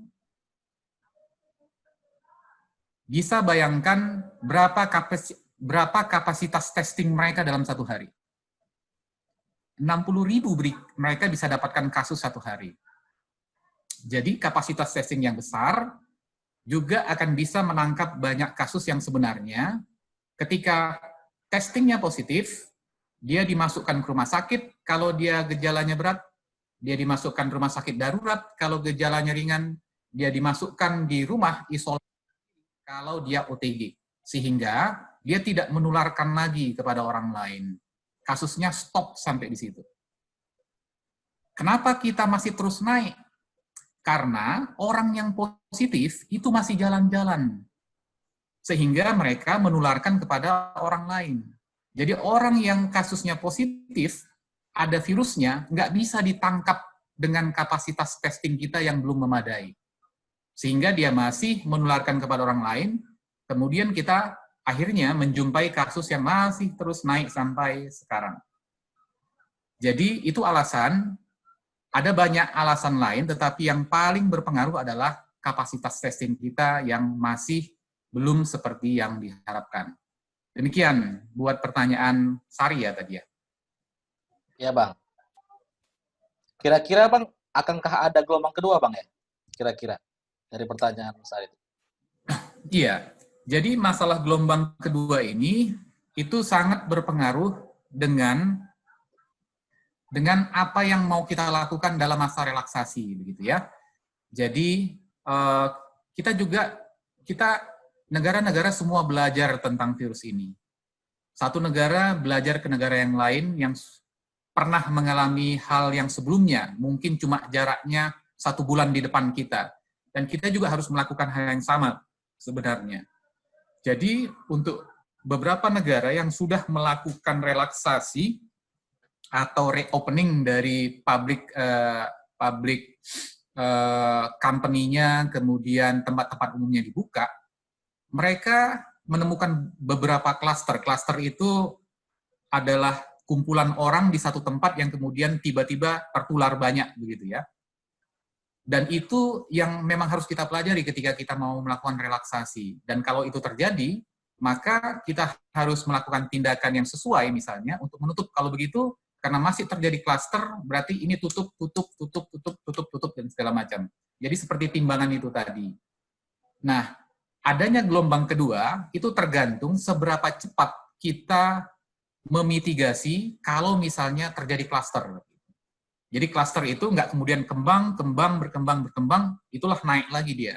Tetapi kalau ada klaster misalnya gereja, katakanlah gereja A, ada satu yang positif, kemudian akhirnya 10 orang di gereja itu akhirnya positif, kalau misalnya sistem kesehatannya bagus, informasinya cepat, hasil testingnya keluar cepat, maka gereja langsung tutup, desinfeksi. Tetapi kalau misalnya hasil tesnya pun keluar 1 minggu kemudian, bayangkan dia sudah jalan kemana-mana, kalau dia OTG ya, jalan kemana-mana kemudian menginfeksi lebih banyak orang lagi. Jadi mungkin bukan cuma 10 orang yang tertular, tetapi lebih besar daripada itu. Semakin lama keluar hasil tesnya, semakin panjang juga orang itu jalan-jalan dan menginfeksi lebih banyak orang lagi. Itulah nanti kalau nggak sistem kesehatannya lemah, itu akan naik nanti grafiknya. Gelombang kedua terjadi. Begitu. Oke. Oke, Kak Sari? Oke ya. Oke. Pertanyaan kedua, Bang. Ini sangat panjang nih, Bang ya. Oleh Kak Frida Ervina Sitorus, ya. Kak Frida bisa langsung saja, Kak Frida? Oke, boleh langsung aja deh. Ya, biar lebih pas ya, Kak. Ya, malam Bang Ben. Halo Frida. Ya, baik Bang. Malam Kak Frida. Ya, malam. Ini sekarang kan posisi saya lagi di Kota Palembang, Bang. Jadi, saya kan di pelabuhan bekerjanya. Pertanyaan saya adalah seperti ini. Jadi kemarin saat kami di Palembang baru memulai PSBB beberapa waktu yang lalu, ternyata di Jakarta dan beberapa kota besarnya sudah memasuki new normal. Nah, memang catatan di tempat kami adalah PSBB-nya pun tidak berjalan optimal. Nah, ini berpengaruh kepada lingkungan kerja. Di lingkungan kerja kami pun, yang tadinya WFH itu diberlakukan, saat ini sudah tidak lagi, tetapi hanya bekerja shift, yang notabene bekerjanya hanya berbeda selisih 1 jam. Dan itu menurut saya tidak terlalu efektif, karena social distancing-nya sama istilahnya physical distancing juga tidak berjalan dengan baik. Nah, yang sekarang jadi masalah, jadi Jumat lalu baru ada kasus yang terkonfirmasi positif, ya cukup banyak bagi kami ya, karena selama ini selalu non-reaktif hasil rapid test, tapi dari swab itu 14 orang positif. Dan tiba-tiba kami semua terasa panik, kok bisa? Nah, akhirnya timbullah dari pekerja yang lain, kami juga harus swab, karena siapa tahu kami sudah terpapar oleh yang 14 orang itu. Nah, jadi bahan diskusi kami adalah karena kami kerja di pelabuhan yang notabene memang ini adalah bagian jasa yang berpengaruh kepada perekonomian. Satu sisi kami menyikapi ini, andai kata nanti akhirnya kami dilakukan swab massal. Kalau hasilnya positif, tentunya nanti akan mempengaruhi kegiatan operasional. Akan banyak orang yang diisolasi. Lalu bagaimana pelabuhan? Karena ini kan untuk perekonomian tidak hanya di Sumatera Selatan, tapi juga di ke Indonesia lah dampaknya. Nah, yang kedua, Bang, tadi kan Abang masih menyebutkan kata OTG. Yang saya tahu sekarang kan berdasarkan SOP yang dari WHO itu kan istilah OTG itu sepertinya sudah ditiadakan, tapi digantikan oleh kontak erat, suspek, terkonfirmasi, dan probable.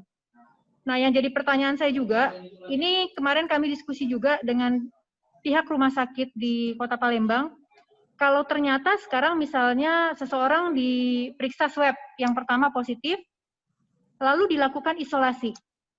Nah, sekarang tidak perlu nunggu sampai 14 hari akan dilakukan swab yang kedua, tetapi ternyata hasilnya negatif, Kalau yang dulu kan tetap dilakukan isolasi mandiri 14 hari, tapi kalau sekarang katanya sudah tidak. Karena sudah istilah OTG dan sebagainya itu sudah tidak ada.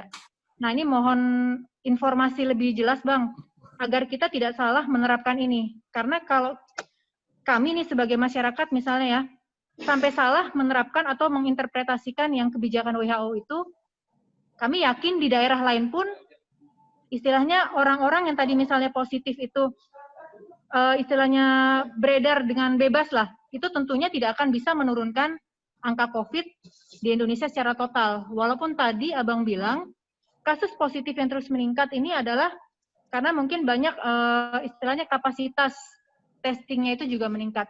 Ya, demikian itu aja Bang, terima kasih. Oke, thank you Frida. Pertanyaannya panjang ini, jadi saya harus jawab satu-satu. Saya mau bagi perbagian-bagian nih ya. Pertama tentang masalah PSBB dan new normal. Iya, jadi ketika kita masuk masa pandemi ini, kemudian kesadaran tentang protokol kesehatan sudah mulai didorongkan oleh pemerintah, sudah mulai diajarkan, kemudian gencar juga sistem informasi baik yang ada di, termasuk juga sosial media seperti Twitter, kemudian Facebook, TikTok juga menginformasikan tentang, karena mereka bekerja sama dengan WHO, menginformasikan tentang COVID-19 yang benar, sesuai dengan standar. Dan diharapkan memang setelah itu masyarakat bisa mengadaptasi cara hidup yang baru, menerapkan protokol-protokol kesehatan seperti yang dimaksud. Nah, ketika kita masuk masa new normal ini, maka mau nggak mau, seperti tadi ya, pertimbangannya tetap memang kesehatan dengan ekonomi. Ini memang harus menjadi pertimbangan yang harus dipikirkan oleh pemerintah. Jadi kalau misalnya Dirjen WHO bilang, tidak perlu sebenarnya kita mengkontradiksikan antara kesehatan dan ekonomi, karena dua-duanya bisa dijalankan sekaligus. Tetapi memang tetap harus kembali lagi timbangan itu, ketika berat ke kiri, maka anak timbangan harus digeser ke sebelah kanan. Nah, pembagian zonasi seperti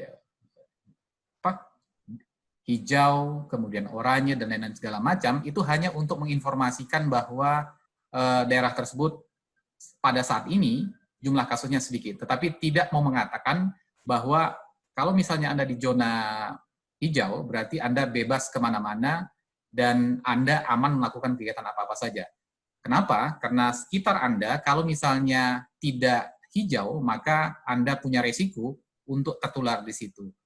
Dalam konteks yang sekarang seperti ini, apalagi ekonomi menjadi pertimbangan, maka perlakuan jadi public health measure yang dimaksud seperti misalnya PSBB, itu bisa dilakukan memang per kabupaten atau juga bisa per provinsi. Masalahnya kadang-kadang antar satu provinsi dengan provinsi yang lain, tadi seperti digambarkan, Jakarta sudah mulai PSBB, sudah mulai normal, kemudian kita sebenarnya baru melakukan PSBB. Nah, kemudian hal yang kedua, yaitu mengenai work from home, work from office gitu ya. Ini juga memang harus menjadi menjadi diskusi di pihak manajemen, apakah misalnya sudah saatnya kita melakukan work from office, kalau misalnya transmisi aktif masih terjadi di masyarakat. Ini yang harus betul-betul ditimbang, karena pada belakangan hari ini, walaupun tidak masuk koran, beberapa kantor kita ketahui terjadi klaster di sana. Termasuk di kementerian-kementerian yang seharusnya ngurusi orang-orang sakit. Itu juga terjadi klaster, walaupun tidak masuk koran. Ini yang memang harus ditimbang gitu. Jadi keputusan misalnya kantor untuk melakukan work from office, aku pikir juga betul-betul harus memikirkan, yang pertama ekonomi memang harus, tapi yang kedua kesehatan karyawan juga memang harus. Karena kita semua juga memikirkan tentang kesehatan karyawan. Kenapa? Karena ketika karyawan akhirnya nanti positif seperti yang Frida asumsikan, maka semuanya akan berhenti. Gitu. Ujung-ujungnya memang kegiatan ekonomi akan berhenti kalau misalnya tidak cepat-cepat digantikan. Mengenai swab. Jadi seperti tadi yang disampaikan bahwa sekarang sebenarnya kalau kita sih dari dulu mengatakan bahwa RDT itu memang bukan untuk diagnostik gitu. Baru-baru ini aja dalam buku pedoman versi 5 itu kemudian diadop secara bulat bahwa RDT itu bukan alat untuk diagnostik, tetapi alat untuk melakukan penelitian dan alat untuk melakukan screening. Kenapa? Karena ketika kita periksa RDT katakanlah reaktif, itu maknanya apa? Maknanya bahwa Anda pernah kena COVID-19. Anda pernah kena infeksi COVID-19. Pertanyaan saya sebenarnya, pertanyaan banyak kita sebenarnya adalah, apakah sekarang saya terinfeksi COVID-19? Apakah virus itu ada di dalam tubuh saya? RDT nggak bisa menjawab itu. Sehingga memang kita dari dulu memang mendorong supaya swab. Kalau swab itu bisa menjawab pertanyaan kita semua, keraguan kita semua, apakah saat ini ada virus COVID-19 di dalam tubuh saya? Swab menjawab itu. RDT tidak menjawab itu. Jadi kalau misalnya tadi Frida mengatakan sudah ada 14 kasus yang swab, apa yang harus dilakukan? Yang harus dilakukan adalah pemeriksaan kontak. Jadi kontak tracing. Orang-orang yang pernah bersama dengan si 14 orang ini, jadi syarat untuk terjadinya infeksi, khususnya untuk COVID-19, adalah kontak erat dan lama. Kontak erat dan lama. Kontak erat itu seperti apa? Kontak erat bersentuhan. Kontak erat juga kalau misalnya jaraknya di bawah 1 meter. Jadi ketika dia bersin batuk, dropletnya nyampe ke orang itu. Itu kontak erat. Lamanya berapa lama? Lamanya yang kita anggap adalah lebih daripada 1 jam sebenarnya. Kalau dia ruang tertutup, itu lebih tinggi lagi resikonya. Kalau mungkin di luar ruangan, itu agak lebih rendah resikonya. Nah, orang-orang yang seperti itu harus dicari 14 hari ke belakang. Kalau dia kontak, maka dia harus dikategorikan sebagai yang namanya suspek itu tadi. Kalau dulu pakai istilah yang namanya PDP ODP, OTG gitu ya. Sekarang istilahnya diperbaharui menjadi suspek. Kalau dia kontak, dia suspek. Kemudian perlakuan untuk suspek ini seperti apa? Tes. Mau nggak mau, harus dites. Gitu. Jadi itu juga pertanyaan orang sekarang, Bang, kayaknya sekarang virusnya sudah mulai nggak kuat seperti dulu lagi ya. Itu ditandai dengan banyaknya OTG gitu ya pertanyaan orang. Tapi kembali lagi, bukan itu jawabannya. Jawabannya adalah karena kapasitas testing kita yang meningkat. Kalau dulu yang diperiksa swab siapa? Yang sakit, udah ada gejalanya. Periksa itu. Sekarang enggak. Kalau misalnya ada yang positif, kemudian yang lain sudah dicari, kemudian didapat periksa swab. Jadi ketika ada swab, ada yang positif tetapi tidak punya gejala, ada positif yang punya gejala. Sehingga kelihatannya, loh kok makin banyak ya OTG, kita pakai istilah yang lama dulu ya, kok makin banyak? Iya, karena pada dasarnya memang nggak semua yang terinfeksi itu punya gejala. Jadi kelihatannya sekarang kok banyak OTG ya, gitu. Itu karena kapasitas testing kita yang mulai makin banyak. Sehingga kasus-kasus OTG itu banyak didapatkan. Gitu. Jadi kalau pertanyaan Frida, apakah harus dites? Harus. Jadi kalau suspek dia harus dites. Resikonya ada. Jadi ketika orangnya sudah nanti positif, kemudian dia bergejala, masuk rumah sakit kalau gejala berat. Gejala ringan, rumah sakit darurat. Kalau dia tanpa gejala, rumahkan selama 14 hari. Sampai kemudian nanti swab-nya negatif. Ada risiko ekonominya? Pastilah ada risiko ekonominya. Kalau dia sakit berat, kemudian meninggal, memang akhirnya pekerjaan memang berhenti gitu. Kalau misalnya itu kita tawar-tawar gitu ya, pemeriksaannya. Kemudian, ada yang saya lepas, Fit? Tadi, nah ini terkait pemeriksaannya, Bang. Jadi kan kalau sekarang itu katanya kalau nanti hasilnya negatif, itu 2-3 hari nggak ada gejala langsung dilepas. Karena pemahaman kami yang waktu itu juga sebenarnya kan tetap isolasi dulu 14 hari. Nah sekarang banyak rumah sakit di Palembang yang akhirnya mungkin entah karena alasannya tempat tidur terbatas, jadi kalau dia nggak ada gejala dilepas. Nah itu yang jadi bingung kita sekarang. Karena kasus yang terjadi tadi yang 14 hari itu, jadi sebenarnya tanggal 10 kemarin kami memeriksa 69 orang. Nah hasil itu baru keluar hari Jumat kemarin.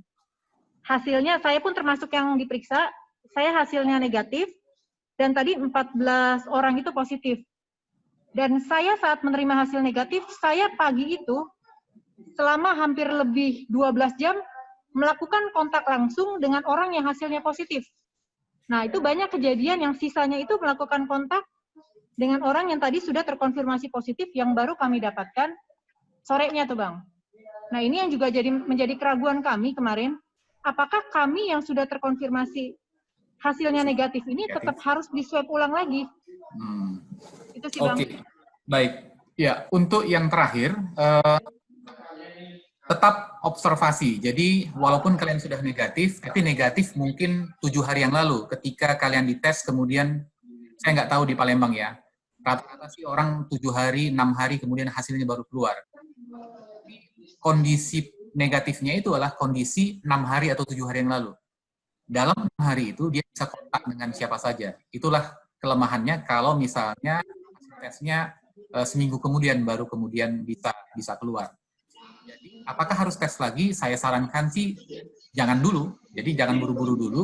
Jadi, observasi dulu dalam 14 hari, plus kontak kamu yang terakhir dengan dia, tarik ke depan 14 hari, nanti lihat apakah ada gejala atau tidak. Kalau tidak ada gejala, kayaknya tidak ada masalah, tetapi kalau misalnya ada gejala, swab lagi. Gitu. Kemudian mengenai kriteria sembuh, jadi mungkin adalah sesuatu yang baru di dalam buku pedoman COVID-19 versi 5. Jadi memang kriteria sembuh, kalau waktu dulu adalah swab 2 kali negatif, kemudian dia dikatakan sembuh. Tapi yang dalam buku yang baru, itu kalau misalnya dia bergejala, kemudian sudah pertama swab negatif, kemudian dia hasilnya negatif, dan kemudian kalau misalnya dalam 2-3 hari dia tidak ada gejala, dia kemudian bisa discharge. Tetapi yang saya tahu, ketika dia pulang ke rumah, dia masih diisolasi. Jadi dia nggak bebas kemana-mana. Jadi tetap ketika pulang ke rumah, orang yang sudah discharge tadi, yang sudah tidak ada gejala tadi, 14 hari tetap harus diisolasi. Begitu.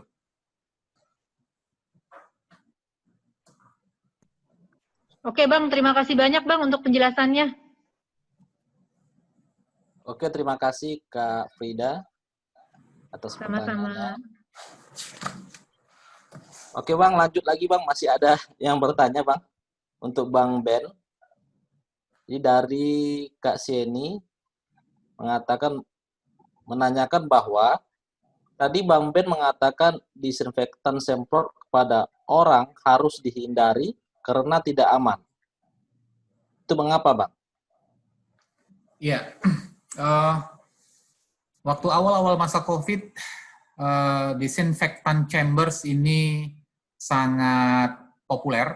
Jadi di kantor, di rumah sakit malah, itu disiapkan desinfektan chamber, ruang tertutup, pakai kaca atau pakai plastik, pegawai masuk disemprot, begitu ya. Kemudian praktek semprot yang lain seperti apa?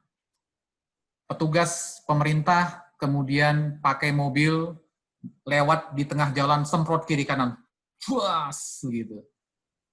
Sama sekali nggak efektif. Pertama, nggak efektifnya kenapa? Kuman atau virus COVID-19 itu biasa berada di permukaan yang paling sering disentuh. Contohnya apa? Handle pintu, tombol lampu, meja, kursi, dan tempat-tempat lain yang sering disentuh. Misalnya keyboard laptop kita, kemudian HP. Jadi kalau mau melakukan desinfeksi, itu adalah tempat di mana virus itu sering nempel. Bukan di tengah jalan. Jadi kayaknya virus itu nggak ada di tengah jalan, karena panas lebih dari 70 derajat akan mematikan virus itu. Jadi memang nggak ada alasan kenapa jalan-jalan itu disemprot macam apa begitu ya, macam nyemprot hama pinggir jalan gitu. Malah di pagar kita yang kalau kena panas, virus nggak akan ada di situ. Jadi nggak ada alasan untuk memberikan penyemprotan dari sisi teknis. Yang kedua, dari sisi bahwa semprotan desinfektan itu menimbulkan yang namanya aerosol. Dan aerosol itu bisa masuk ke mata, bisa masuk ke mukosa hidung dan mulut, dan bisa terjadi iritasi. Jadi kalau dia iritasi, orang-orang yang disemprot di sekitar jalan itu berbahaya bagi kesehatannya. Desinfektan bisa masuk ke dalam pembuluh darahnya lewat mukosa, mata, hidung, dan mulut. Dan itu berbahaya. Gitu. Pertama, dari sisi teknis, nggak ketemu kumannya dengan melakukan penyemprotan. Yang kedua, berbahaya bagi si penyemprot dan orang yang ada di sekitar situ. Cara yang terbaik seperti apa? Cara yang terbaik, mungkin masih bisa pakai semprotan yang kain pewangi begitu ya, tapi disemprotkan ke lap, kemudian dilap begitu. Jadi bukan seperti semprotan nyamuk begitu. Jadi sudah ada sebenarnya surat edaran dari Kementerian Kesehatan yang menyatakan bahwa spraying untuk desinfektan itu berbahaya dan tidak direkomendasikan. Saya juga heran kenapa pemerintah daerah masih melakukan itu. Begitu. Oke. Oke, untuk teman-teman yang lain, ada yang mau ditanyakan? Silahkan.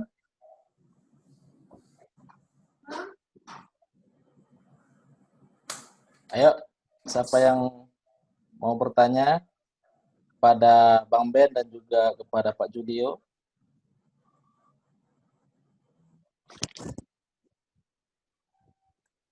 Masih ada kah? Silakan angkat tangan.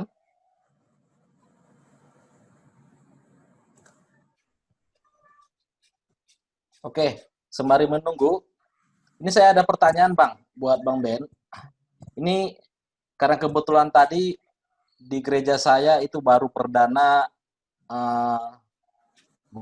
melakukan ibadah, gitu Bang ya. Jadi sebelumnya itu ada perdebatan juga ya, karena saya kebetulan majelis di dalam gereja itu. Jadi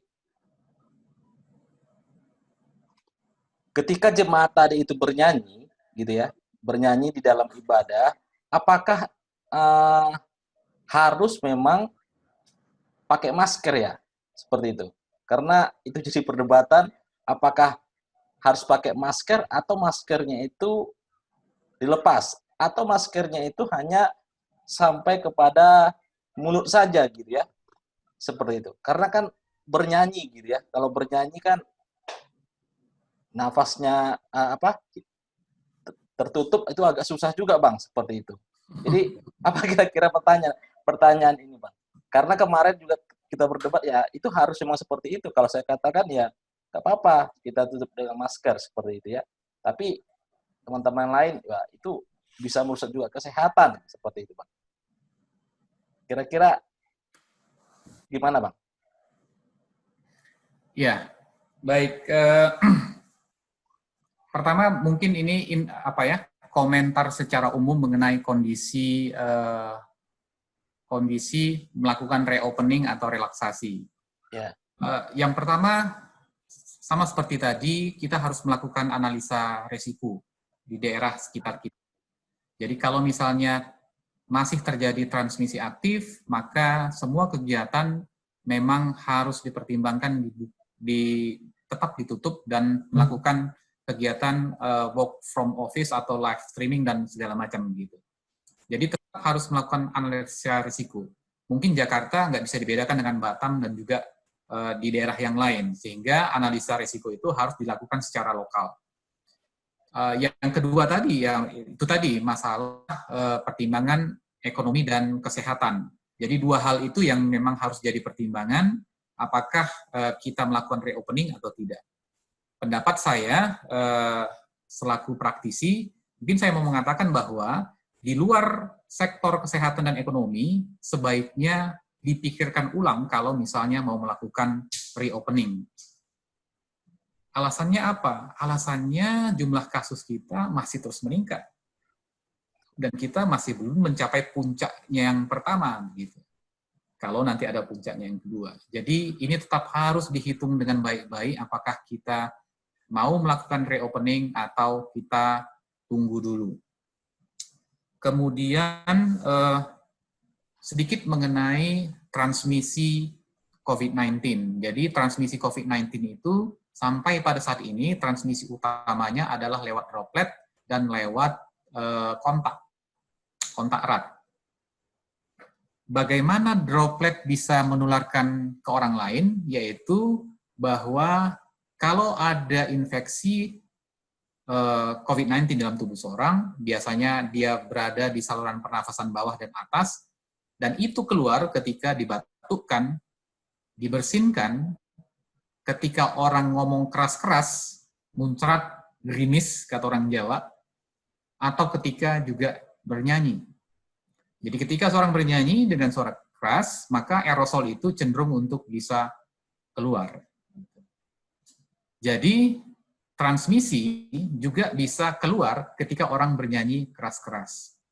Sehingga ketika kita belajar prinsipnya itu, bahwa ketika orang nyanyi di gereja juga, kalau dia kebetulan adalah orang bergejala, atau dia tanpa gejala, kita pakai istilah yang lama, kalau misalnya nanti kalau di buku baru itu namanya orang yang asimptomatik gitu ya, orang yang tidak bergejala.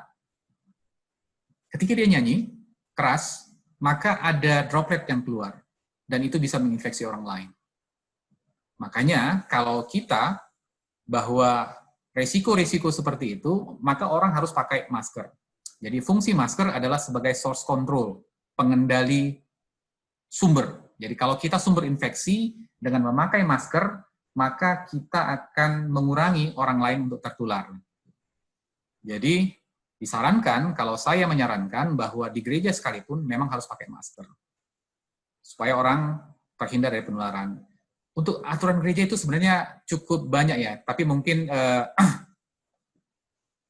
sudah dipertimbangkan juga. Misalnya jarak dijaga, kemudian arahnya harus sama seperti kita di gereja selama ini, jangan berhadapan atau samping. Itu juga punya potensi kalau misalnya seorang batuk atau bersin atau dia nyanyi keras, orang di depannya bisa kena. Jadi harus sama-sama ke sana untuk menghindari penularan. Kemudian setelah itu sediakan fasilitas untuk cuci tangan atau hand sanitizer di gereja, itu tanggung jawab gereja. Kemudian umur 60 tahun jangan dulu ikut ke gereja, atau orang yang punya seperti jantung, penyakit gula, penyakit paru, dan lain-lain, pada kesempatan awal ini, jangan dulu ke gereja. Nanti tahap kedua, mereka bisa datang, tapi kalaupun mereka datang, mereka ditempatkan di tempat khusus. Jadi supaya mereka tidak bersama-sama dengan remaja yang mungkin orang yang asimptomatik atau OTG tadi itu. Tempat khusus, jangan campur dengan orang lain, nanti dia keluar pun pakai pintu sendiri. Itu new normal. Itu aturan baru yang harus kita mainkan dalam kondisi seperti ini. Jadi saran saya, walaupun di gereja pakai masker, justru ketika dia nyanyi keras-keras, droplet bisa muncrat ke depan dan bisa menginfeksi orang lain kalau dia terinfeksi. Jadi ini juga mungkin, pandemi ini juga banyak mengajarkan hal-hal baru pada kita ya, merenungkan ulang mengenai, contohnya tadi mengenai pujian. Apakah pujian memang suara harus terdengar keras, merdu? Apakah kalau kita tutup pakai masker itu bukan pujian? Itu jadi renungan juga kita pada masa pandemi seperti ini. Bagi saya pribadi juga mengenai fungsi gereja. Apakah gereja itu gedungnya? Apakah gereja itu organisasinya? Atau gereja itu ya kita-kita ini, dengan melakukan kebaktian di rumah, kemudian kita bergabung dengan keluarga lain pakai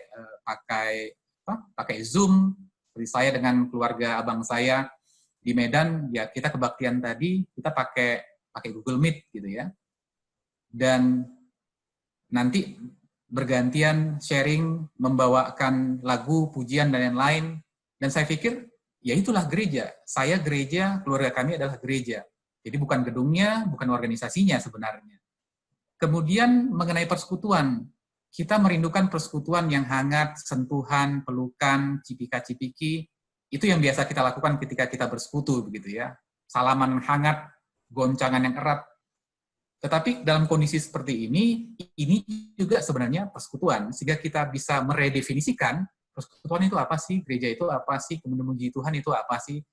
Dan semakin dalam kayaknya dalam masa pandemi seperti ini, kita akhirnya, oh iya ya, gereja itu ini, oh iya ya, memuji Tuhan itu ini, oh iya ya, persekutuan itu sebenarnya ini. Wah, saya kok jadi sharing ya. Ya, lanjutlah pertanyaannya. Oke, Bang. Ya, terima kasih, Bang. Ini ada pertanyaan lagi, Bang. Maaf, Bang, bertanya lagi. Oh, ini Kak Sari tadi, Bang. Terkait reopening, pesta adat sudah mulai dilaksanakan kembali, Bang. Walaupun katanya tetap ada protokolnya. Bahkan di Jakarta sekalipun sudah. Bertepatan kemarin abang kandung saya kemarin jadi juru bicara di acara adat orang meninggal. Lihat fotonya menurut saya masih riskan, Bang. Apakah tidak sebaiknya dilarang dulu, Bang? Iya, jadi itulah yang memang selalu menjadi pertimbangan pemerintah ya. Dilemanya jadi pemerintah juga itu. Mengenai kapan membuka dan kemudian bagaimana caranya membuka. Selalu pertimbangannya adalah pertimbangan kesehatan dan kemudian pertimbangan ekonomi, itu yang kemudian ditimbang-timbang seperti itu. Mengenai apakah sudah saatnya dibuka, itu pertanyaan yang sulit gitu.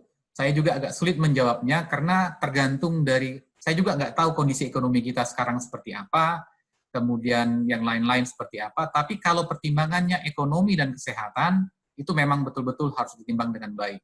Tetapi di luar ekonomi dan kesehatan, kayaknya kita, kalau saran saya sih, tunggu dulu lah. Gitu. Masa-masa sekarang ini belum aman. Yang namanya new normal, jangan berpikir bahwa kita bisa kembali ke tahun 2019 yang lalu. Itu saya mau tegaskan ke kita semua. Jadi semuanya harus dengan aturan yang baru. Kalau kita punya kebiasaan yang lama dulu di tahun 2019, jangan pernah berharap kita akan kembali ke sana nanti dalam waktu dekat. Ini masih panjang. Kalau kita melanggar, nanti terjadi klaster. Gitu.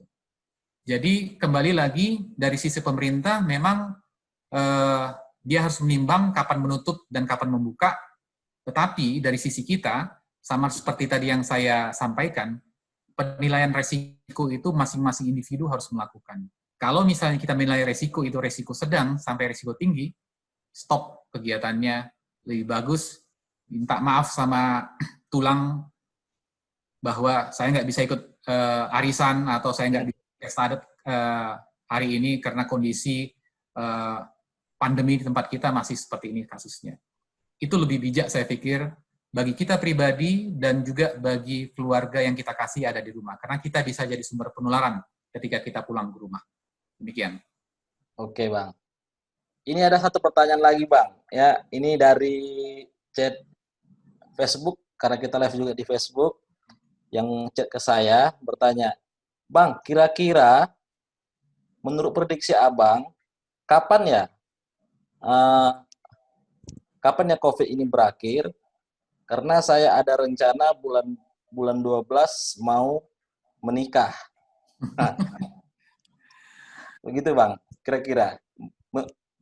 Pertama, sebelumnya saya ucapkan selamat menempuh hidup baru nanti bulan 12, kalau pandeminya sudah agak longgar begitu ya.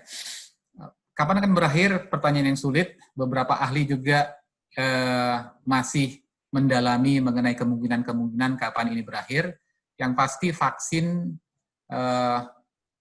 akan bisa ditemukan dan kemudian didistribusikan itu pada tahun 2021. Dan itu pun ada yang bilang akhir tahun 2021, walaupun berita yang belakangan ini kemungkinan lebih cepat.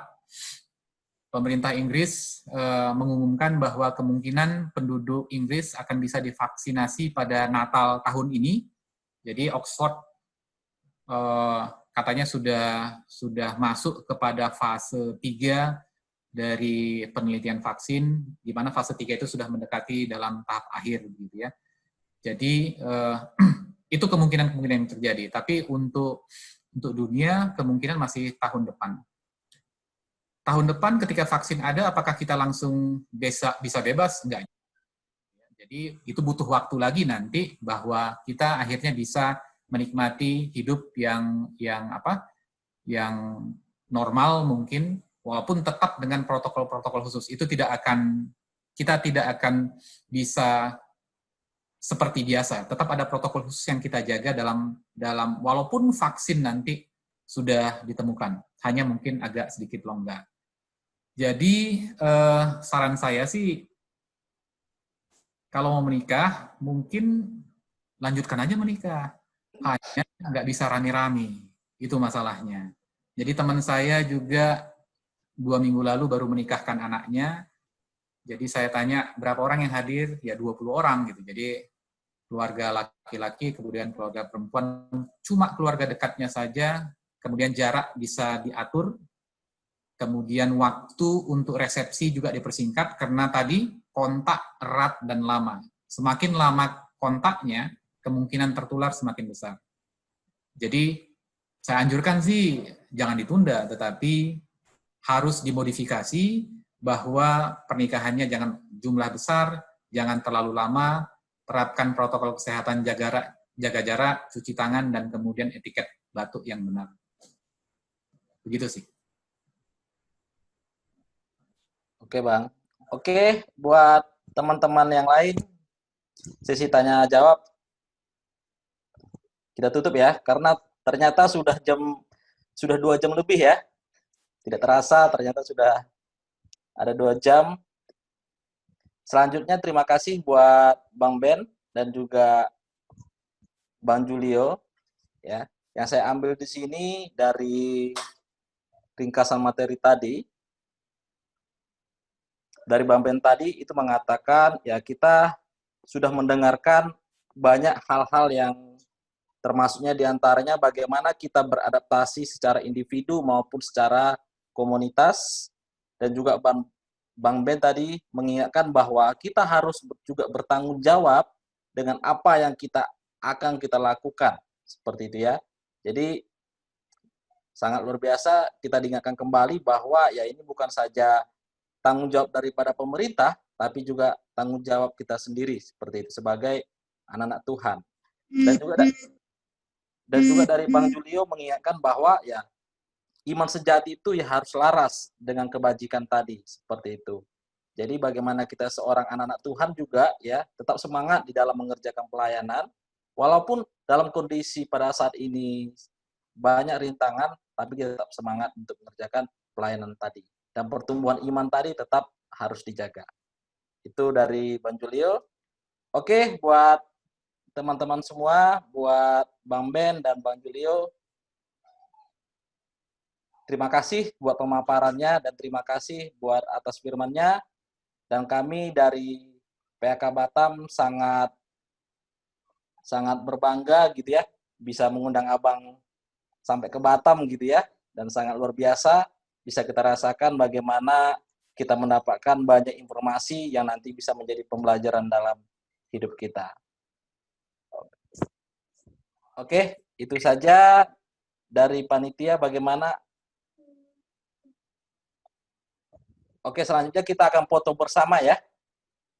Kita akan foto bersama. Ayo, mungkin teman-teman semua bisa tampilkan kameranya, di-on kan? Kita akan foto bersama.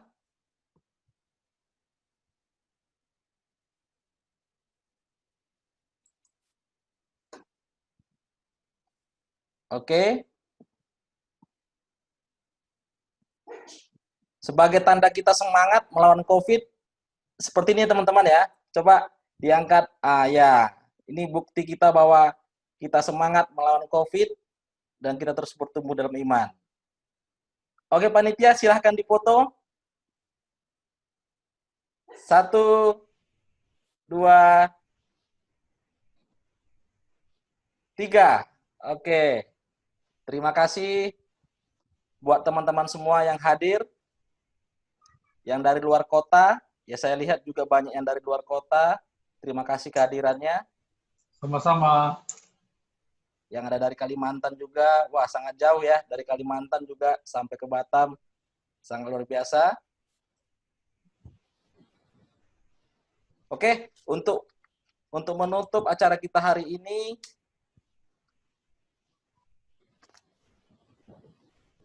oh ya, oke Kak, nanti semua rekaman ini dan juga slide-nya nanti kita akan bagikan ya kepada teman-teman. Nanti rekamannya dan slide-nya kita akan bagikan. Jika teman-teman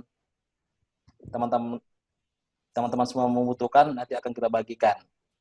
Oke, untuk menutup acara ini kami mohon kesediaan Bang Ben untuk menutup di dalam doa. Baik, teman-teman, kita tundukkan kepala, kita bersatu di dalam doa. Tuhan, kami mengucap syukur buat diskusi kami pada malam hari ini. Kiranya ini menjadi berkat bagi kami semua, khususnya bagi teman-teman kami di Batam, di Persekutuan Alumni Kristen di Kota Batam.